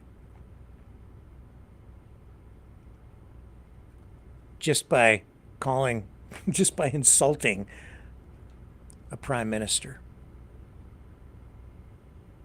You do it using economic force and other weapons of modern combat. Today, the current Bank of Canada governor was speaking in Calgary, and I misspoke earlier. Macklem was in Calgary. Carney was in Edmonton. Sorry about that. I said that he was in Calgary. But the Bank of Canada governor speaking to, I believe this was I think this was the Chamber of Commerce. Let me just check. Economic Development, Calgary Economic Development Department. So let's go to that. We're just going to run a little bit of his speech there today, and he's addressing this very issue and what Canada is doing through the bank and monetary policy, fiscal policy. Here we go. Well, Geraldine, Joe, thank you very much for that introduction. And it's great to be in Alberta. Thank you for having me. Thank you to Calgary Economic Development. The last time I spoke in Calgary was about 18 months ago. It was September 2023. The post-pandemic crisis was easing. Uncertainty, yes, uncertainty remained, but it was coming down. Inflation was still above 3%, and the Bank of Canada's policy interest rate was 5%. Canadians were being squeezed by still elevated inflation and higher interest rates. I think the question on everybody's mind, including ours, was could we get inflation back to our 2% target without tipping the economy into recession? Well, as 2024 closed out, this question was largely resolved. Inflation was on target, and economic growth had picked up. The Canadian economy was in good shape. Inflation came down through the first half of last year and had been close to 2% since last summer. As the bank's governing council became more confident that inflation was on track to return to target, we began reducing our policy interest rate starting last spring. Substantial rate cuts through the rest of the year boosted household spending, and economic growth picked up to 2.2% in the third quarter and 2.6% in the fourth quarter. Employment growth also strengthened in November through January, and the unemployment rate came down. the Canadian economy managed a soft landing. Unfortunately, we're not going to be on the tarmac for very long. We now face a new economic crisis. Since President Trump began threatening to impose a wide range of tariffs on Canadian exports, uncertainty has increased sharply. And depending on the extent and duration of tariffs, the economic impact could be severe. The uncertainty is already causing harm. There's a lot we don't know. Some new tariffs are in place on steel, aluminum, as well as goods not in compliance with the Canada-US-Mexico agreement. We don't know how long these tariffs will last. And we don't know if tariffs will broaden to other sectors. In the last 2 months, the U.S. administration has twice imposed and then retracted universal tariffs on all imports from Canada and Mexico. President Trump has also threatened to extend tariffs to a wide range of industries, including autos, semiconductors, and pharmaceuticals. And he has recently repeatedly said new reciprocal tariffs are coming on April 2nd on many countries, although it's really not clear exactly what that means. Most disturbing of all for Canadians, President Trump has threatened our sovereignty, repeatedly referring to Canada as the 51st state. There can be no question about our sovereignty or our border. Last month, I gave a speech about the effects of broad-based tariffs on the Canadian economy. And today I want to advance the discussion in 3 ways. First, I want to discuss what tariffs could mean for specific sectors and specific regions of the country. Second, I'll talk about the impacts of uncertainty caused by on-again, off-again tariffs and threats of more to come. Canadian businesses and households are doing their best to navigate the unpredictability of U.S. policy. That uncertainty is affecting our economy. And finally, I'll talk about how the bank is navigating monetary policy in the face of unusual uncertainty. Monetary policy cannot solve a trade war, and we can't make the uncertainty go away. But we can make sure that we don't add to it by ensuring inflation remains anchored on our 2% target. Canadians are worried about trade uncertainty. We don't want them to worry about inflation as well. So, with that, we've got a lot of ground to cover. So here we go. In my speech last month, I outlined how the universal tariffs on Canada and Mexico that were threatened by President Trump could impact the Canadian economy. I outlined the channels and broad impacts of a 25% tariff on non-energy exports, 10% on energy, together with the retaliatory tariffs proposed by the Canadian government. Our economic models predict that exports and business investment would decline sharply. The economy would work less efficiently, and we would earn and consume less. Higher tariffs would also increase prices, causing inflation to rise for a period, as the upward pressure on prices from higher costs would outweigh the downward pressure from a weaker economy. Since that speech in February, the level and timing of tariffs have changed several times, and there are far too many unknowns to predict what happens next. But we do know that the tariffs and the uncertainty, if they are maintained, will particularly hurt a few key sectors. And that will have a big impact on Canada's regional economies, including here in Western Canada. Now, as those of you in the room know all too well, for Alberta, the hit to the energy industry from a 10% tariff is a major concern. It's also a big issue for Midwest U.S. refineries that have invested heavily in equipment to refine heavy Canadian oil. Roughly 94% of Canadian crude oil exports go to the United States, mostly through north-south pipelines. The launch of the Trans Mountain expansion pipeline has increased the access of Canadian oil to overseas markets, and new LNG export capacity is coming online. And this is helping to diversify the markets for Canadian energy exports. But these investments were designed to augment our export capacity, not replace U.S. demand. Looking ahead, U.S. tariffs could put downward pressure on Canadian energy prices and reduce the profitability of Canadian energy producers, at least until other markets can be expanded. The hit to profits combined with uncertainty means that investment will likely drop and employment could follow. I know Albertans have lived through the boom and bust commodity cycles before, indeed for many generations. But a threat to the Canada-U.S. energy relationship is not something we've ever had to contemplate. The other prairie provinces are also being affected. The United States has temporarily exempted fertilizers, including potash, from tariffs, and they've lowered the planned tariffs from 25% to 10% for non-compliant exports. But uncertainty remains. Spring seeding will soon begin, and farmers on both sides of the border are already feeling pressure from low grain prices. U.S. farmers import potash from Saskatchewan to add potassium to their soil. Canadian farmers often need U.S. phosphate to fertilize their crops. Other tariffs will have impacts too. Canadian farmers buy a lot of machinery and equipment from the United States. And China has said it will impose a 100% tariff on Canadian canola oil and meal effective today. China is the top market for Canadian canola. The export value is close to $5 billion. It's a very difficult situation so close to planting season and adds to the uncertainty Canadian farmers are already facing.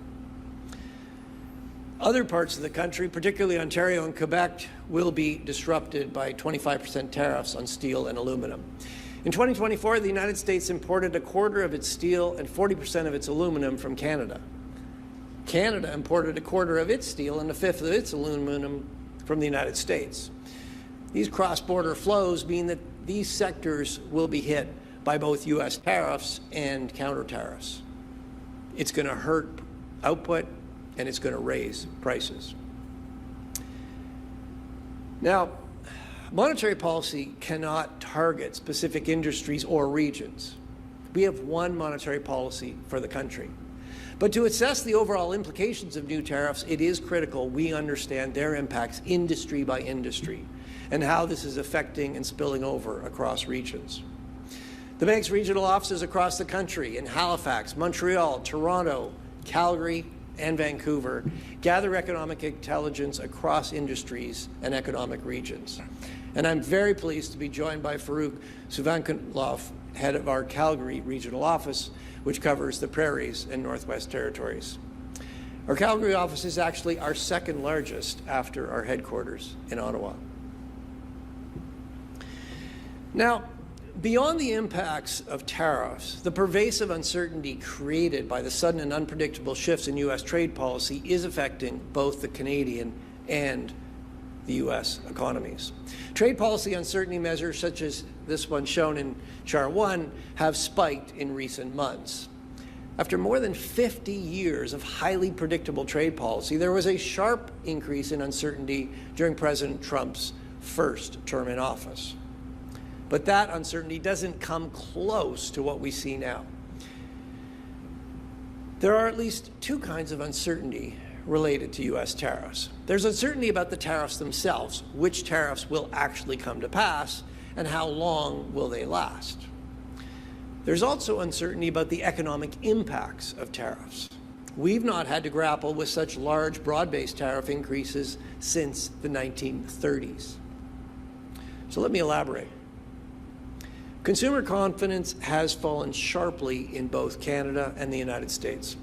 After recovering through last year, the Conference Board of Canada's Index of Consumer Confidence fell to its lowest level on record in March, amid the chaos around U.S. tariffs. And the University of Michigan survey of U.S. consumers also declined, with sentiment now at 2.5-year lows. Last week, the Bank of Canada published new survey data on what we're hearing from households and businesses. Canadians told us they have become more worried about their jobs and financial security, and they intend to pull back on their spending. That's particularly true for workers in industries that rely on trade, including manufacturing, mining, oil, and gas. Businesses have lowered their sales outlooks, notably in manufacturing and in sectors that are sensitive to consumer spending. Some businesses report that credit has become harder to access. And with a weaker Canadian dollar, the cost of imported machinery and equipment has risen. Businesses are telling us they are delaying or canceling investment projects, and they're scaling back on hiring. Uncertainty is also affecting businesses' pricing decisions. Businesses have told us they face new costs associated with sourcing new suppliers, finding new markets, and managing their inventories. The majority of businesses plan to pass on these costs, as well as the direct costs of any new tariffs, to the prices of the goods they sell. Our surveys also find that near-term inflation expectations have risen in Canada as businesses and consumers brace for higher prices. Short-term inflation expectations of U.S. consumers have also risen materially for the first time since 2022. Finally, this uncertainty is taking a toll in financial markets. Equity prices are down sharply in the last few weeks, particularly in the United States. U.S. stock market indices have fallen about 10% from their recent peaks, and bond yields in both Canada and the United States have come down. Markets are revising down their growth outlook for North America. The damage caused by tariff uncertainty has started on both sides of the border. Now, even if and when we know what tariffs will be imposed, it's going to be hard to know exactly how consumers and businesses will react. It is clear that higher tariffs mean less demand, they mean weaker growth, and they mean higher inflation.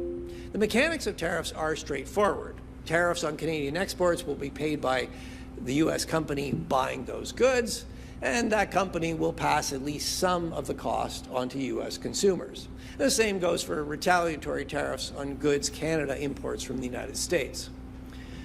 What is less clear is how much tariffs will dent demand and how much of the tariff will get passed on to consumer prices.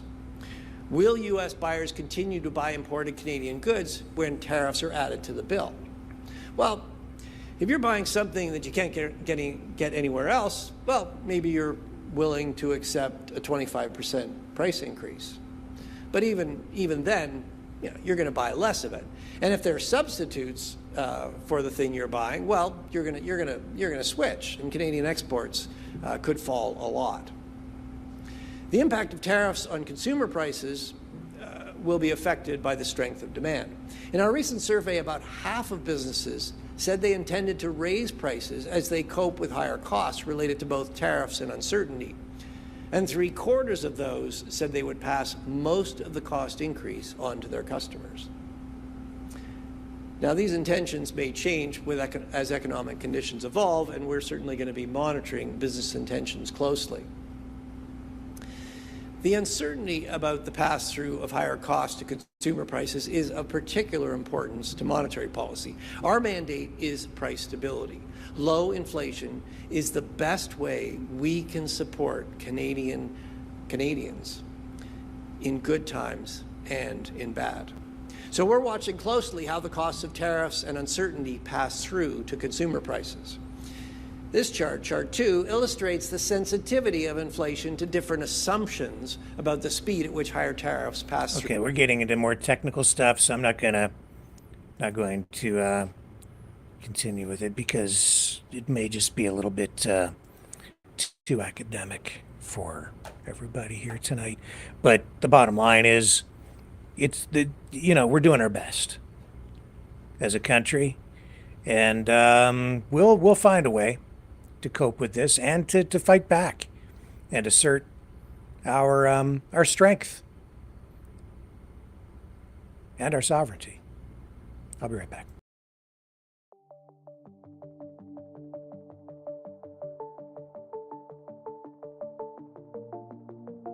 Greetings, brave mavericks. Our quest for truth continues. We go beyond fake news. Together we expose propaganda. Together we pull others out of rabbit holes. We are maverick thinkers. We are all unique individuals, defenders of individual rights and freedoms, credible, trusted, grounded in reality. Maverick News, Maverick News. Defending free speech, Donate at freedomreporters.com. Do it now. Tomorrow may be too late. Maverick News. The world is watching.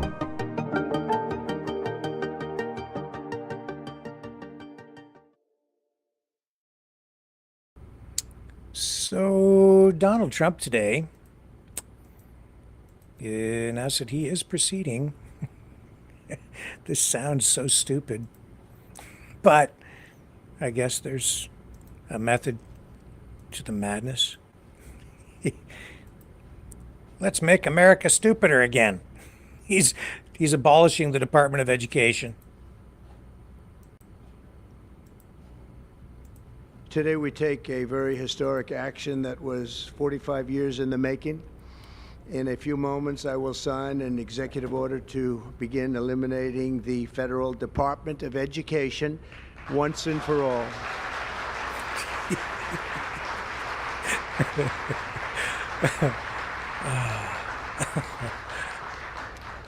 And it sounds strange, doesn't it? Department of Education, we're going to eliminate it, and everybody knows it's right. And the Democrats know it's right, and I hope they're going to be voting for it, because ultimately it may come before them, but everybody knows it's right, and we have to get our children educated. We're not doing well with the world of education in this country, and we haven't for a long time. And today we're not doing well with the world of education in our country. It's just...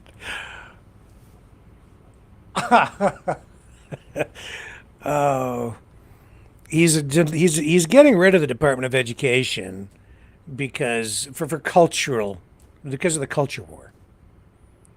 Mostly, that's really what it is. The war on woke. So just do away with the whole Department of Education. I get it, and it's the school choice thing and all of that. I know.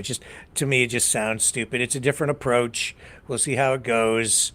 A little nervous about letting exposing all those kids to that thing, and that just seems so contrived. All the kids at their desks that they set up there, sitting at the school, it's all fake. It's all fake. The kids at the desks, yeah, they're going to school at the White House or wherever they held that news conference, and then they just had his podium set up. It's also contrived. It's like it's reality television. These news conferences.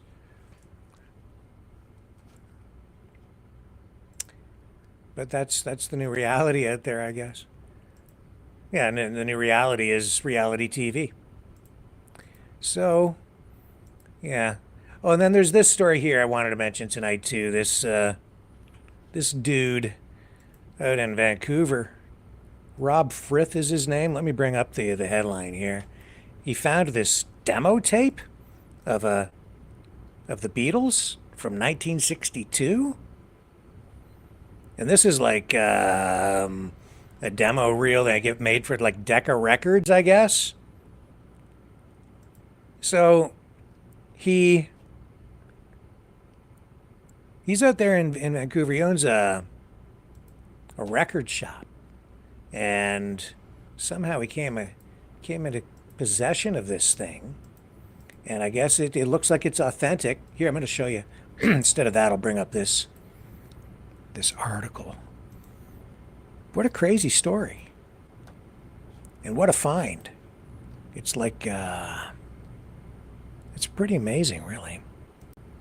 There. This is from the Vancouver Sun. Rare and valuable Beatles recording turns up in Vancouver record store.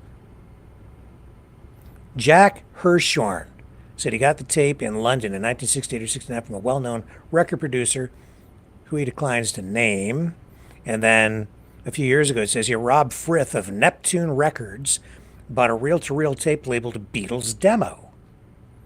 And he didn't bother to actually listen to it. He just assumed someone had put a Beatles bootleg on the tape. He says, quote, "I've had that Beatles thing sitting at the store for years. Last week, he was transferring some tapes at broadcaster Larry Hennessy's recording studio and brought along the Beatles tape. And then all of a sudden, it was like the Beatles are in the room playing," he said. And the quality was that good. Turns out it really was a Beatles demo, a legendary session that they recorded on January 1st, 1962 for Decca Records. And then Decca didn't sign the Beatles. Oops, big mistake. Instead, they went with EMI. And this tape features the Beatles' original drummer, Pete Best, not Ringo Starr. It's that early in the band's history. And this tape includes covers for songs like Money, To Know Him Is to Love Him, The Sheikh of Araby. And I'm not going to play you the tunes because I don't want a copyright strike. But there are... What else does it say here about this? Yeah, this is interesting. So Tom Lavin of the Powder Blues Band, which I kind of liked when I was a kid. And he's from Western Canada in Vancouver. And he said, he replied to a posting about this online and says that the Decca tape used to be at the Can-Base Studios at 1234 West 6th in Vancouver. And then that became Mushroom Studios. That's where Ann and Nancy Wilson recorded, if I recall correctly, from the band Heart. A lot of big musicians recorded out there. And so that lends a lot of credibility to the story. And I would say that right there, you know, that endorsement or acknowledgement from Tom Lavin, great guitar player, by the way, shows that it's probably very authentic and pretty cool story. So that's like going to a yard sale or the equivalent of that and finding a master's painting, like a Degas or something like that. Look, honey, I found this Degas copy at this yard sale. Well, in this case, it's a Beatles demo reel. So this guy says that he doesn't even know if he would sell it, but he says if Paul McCartney shows up and wants the tape, he'll give it to him for free. It's got to be worth a couple of dollars. So we'll see where all of that goes. Just going to pop into the chat here for just a moment. I haven't looked at all tonight. Let me just... it's not easy for me to look in the chat because it doesn't flow these days. Yeah. In through the studio system, so I have to actually go to the channel myself. Yeah, Lindy says she remembers that Hart played at your grade 8 sock. They what? Hart played at your grade 8 sock hop? That's amazing.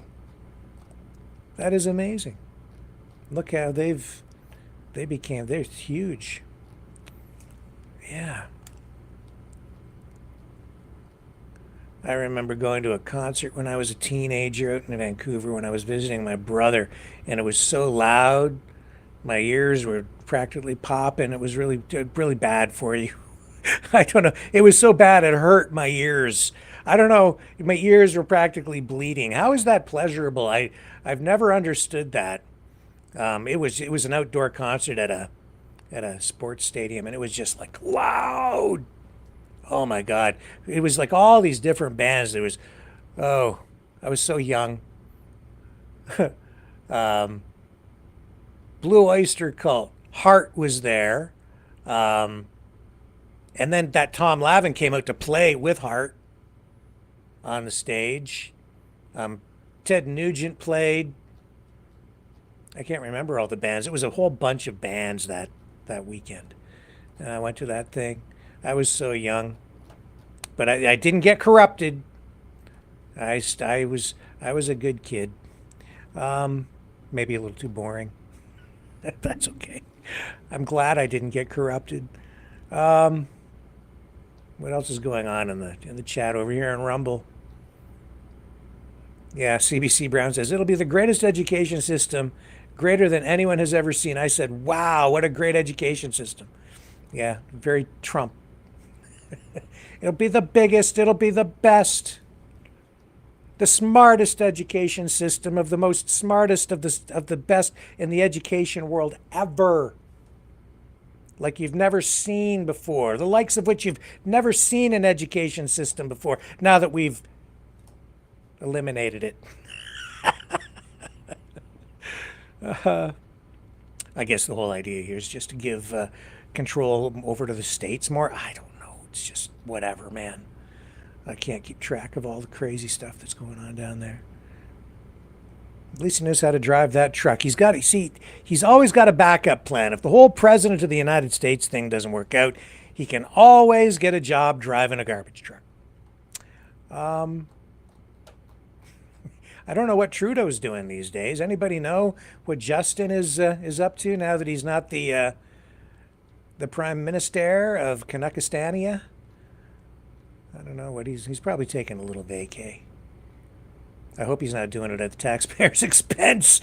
And what a price tag. If that's true, $500,000 to go over to Europe, I understand, because, you know, when he's the Prime Minister, you have to have security, you have to have, you know, all the pomp and circumstance, and you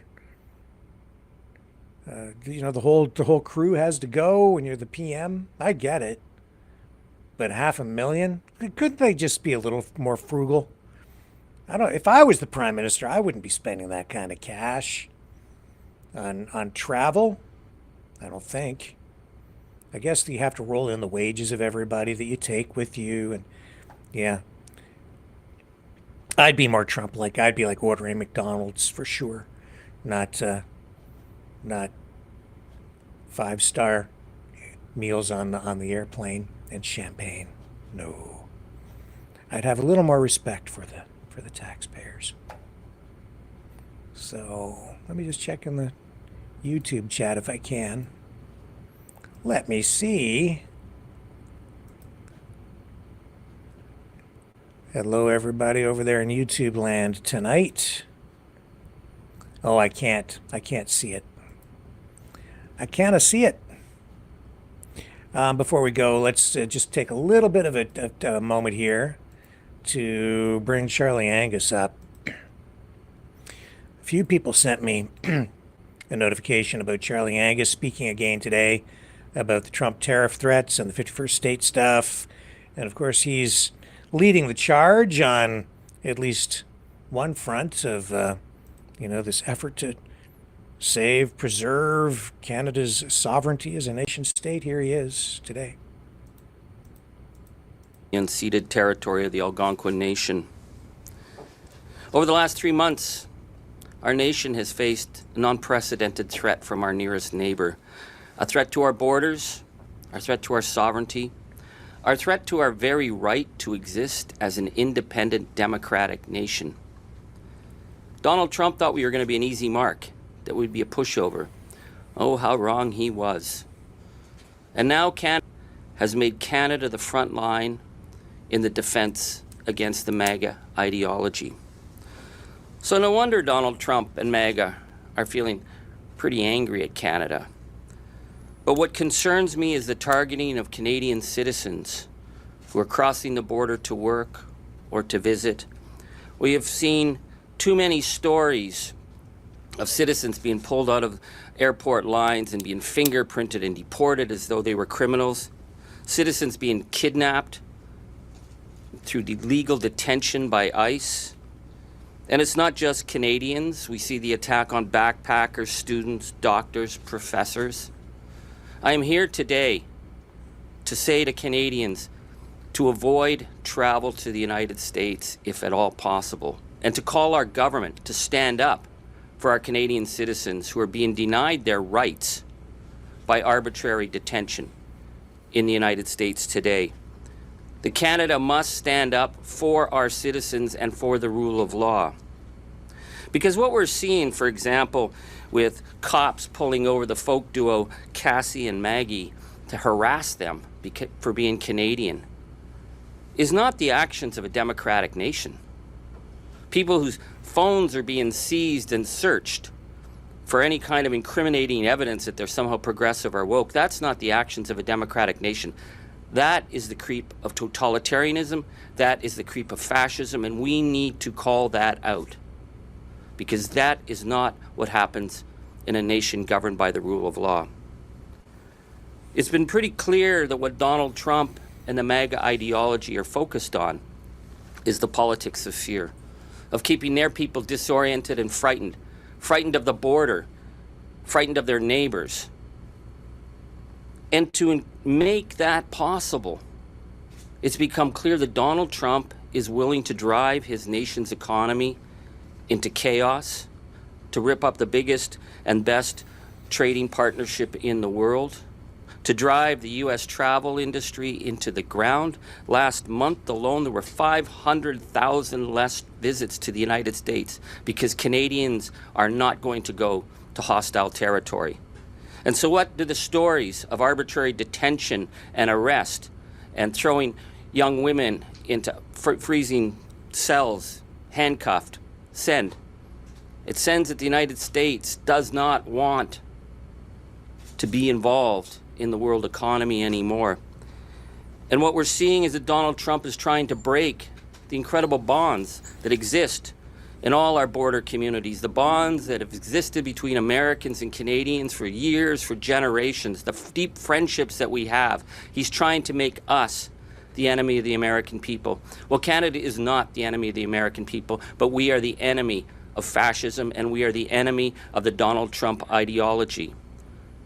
Canada is showing the world what it means to stand up, and ordinary Canadians are in the lead in this fight, and I'm super proud to call myself Canadian at this time. But it is vital that our leaders join this fight with us, that our leaders call out the arbitrary detentions and the denial of rights of citizens, not just Canadian citizens, but all citizens. Because we know if he can get away with this, there's no reason that a Canadian or German or someone from the UK isn't going to be picked up and deported to some El Salvadorian concentration camp, because that is what's happening in the United States with the complete abdication of the rule of law. Canada is a country of the rule of law. Canada is a country of democracy. Canada must stand firm at this time. I urge people not to travel to the United States, but to keep the boycott, to keep strong, because Canada will never kiss that gangster's ring. We are true, we are North, we are strong, we are free, we will not bend, and we will not give an inch. I'll take any questions. Okay, enough. If you want to watch that, it is available online. And never thought I'd see the day when people would be afraid to go to the United States. Even I am afraid to go to the United States right now. That's true.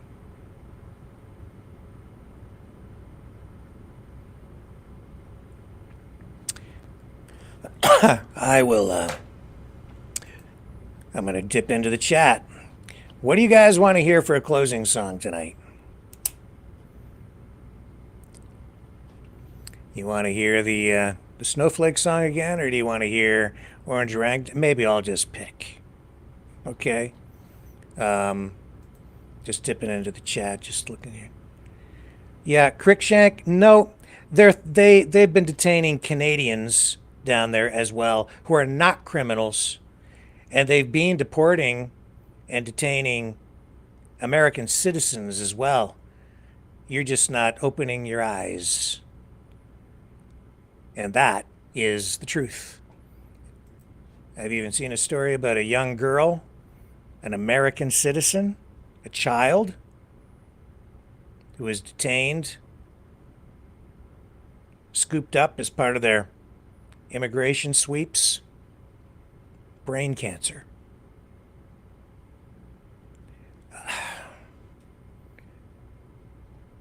Oops. mistake, unacceptable. Yeah. And just like all of us, a child like that is someone that needs to be protected. When you're the strongest, if you want to be a real leader, it's your obligation to take care of those who are weak. Because we're all valuable, even the weakest of us. And when we stand up for those who can't stand up for themselves, sometimes the weakest lift us all up and make us all stronger. And together, we're invincible. Each of us individuals supporting each other. All for one, one for all. One for all for one. We're all just a bunch of misfits around here. Each one of us unique, just like a snowflake. Love you guys. See you all tomorrow night. 7 p.m. Eastern on the flip side. Drifting down without a sound, a gentle touch upon the ground. No two the same, yet side by side, like you and me in this great tide. Like a fingerprint from God, frozen tears from up above. Each one special, each one rare, a fleeting wonder light as air. Here for a moment, then melting away. Gone in the sunlight, lost in the day. Taken for granted, so easy to miss. Like life itself, so fragile is this. A million fall, yet each stands true. A perfect shape, a different hue. Just like us, no two alike. A spark of life, a soul in flight. Like a fingerprint from God, frozen tears from up above. Each one special, each one rare, a fleeting wonder light is air. Here for a moment, then melting away. Gone in the sunlight, lost in the day. Taken for granted, so easy to miss. Like life itself, so fragile is this. A million falling, yet each stands true. A perfect shape, a different hue. Just like us, no two alike. Like life itself, so fragile is this. Like you, like me, we shine, we fade. Yet every soul is beautifully made. A moment to love, a moment to stay. Before we drift, before we stray.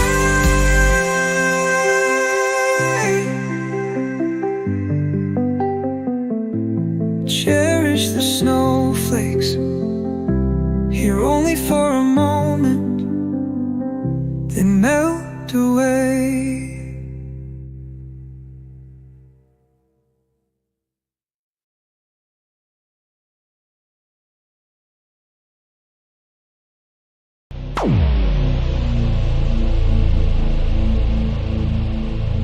This has been a Maverick Multimedia production.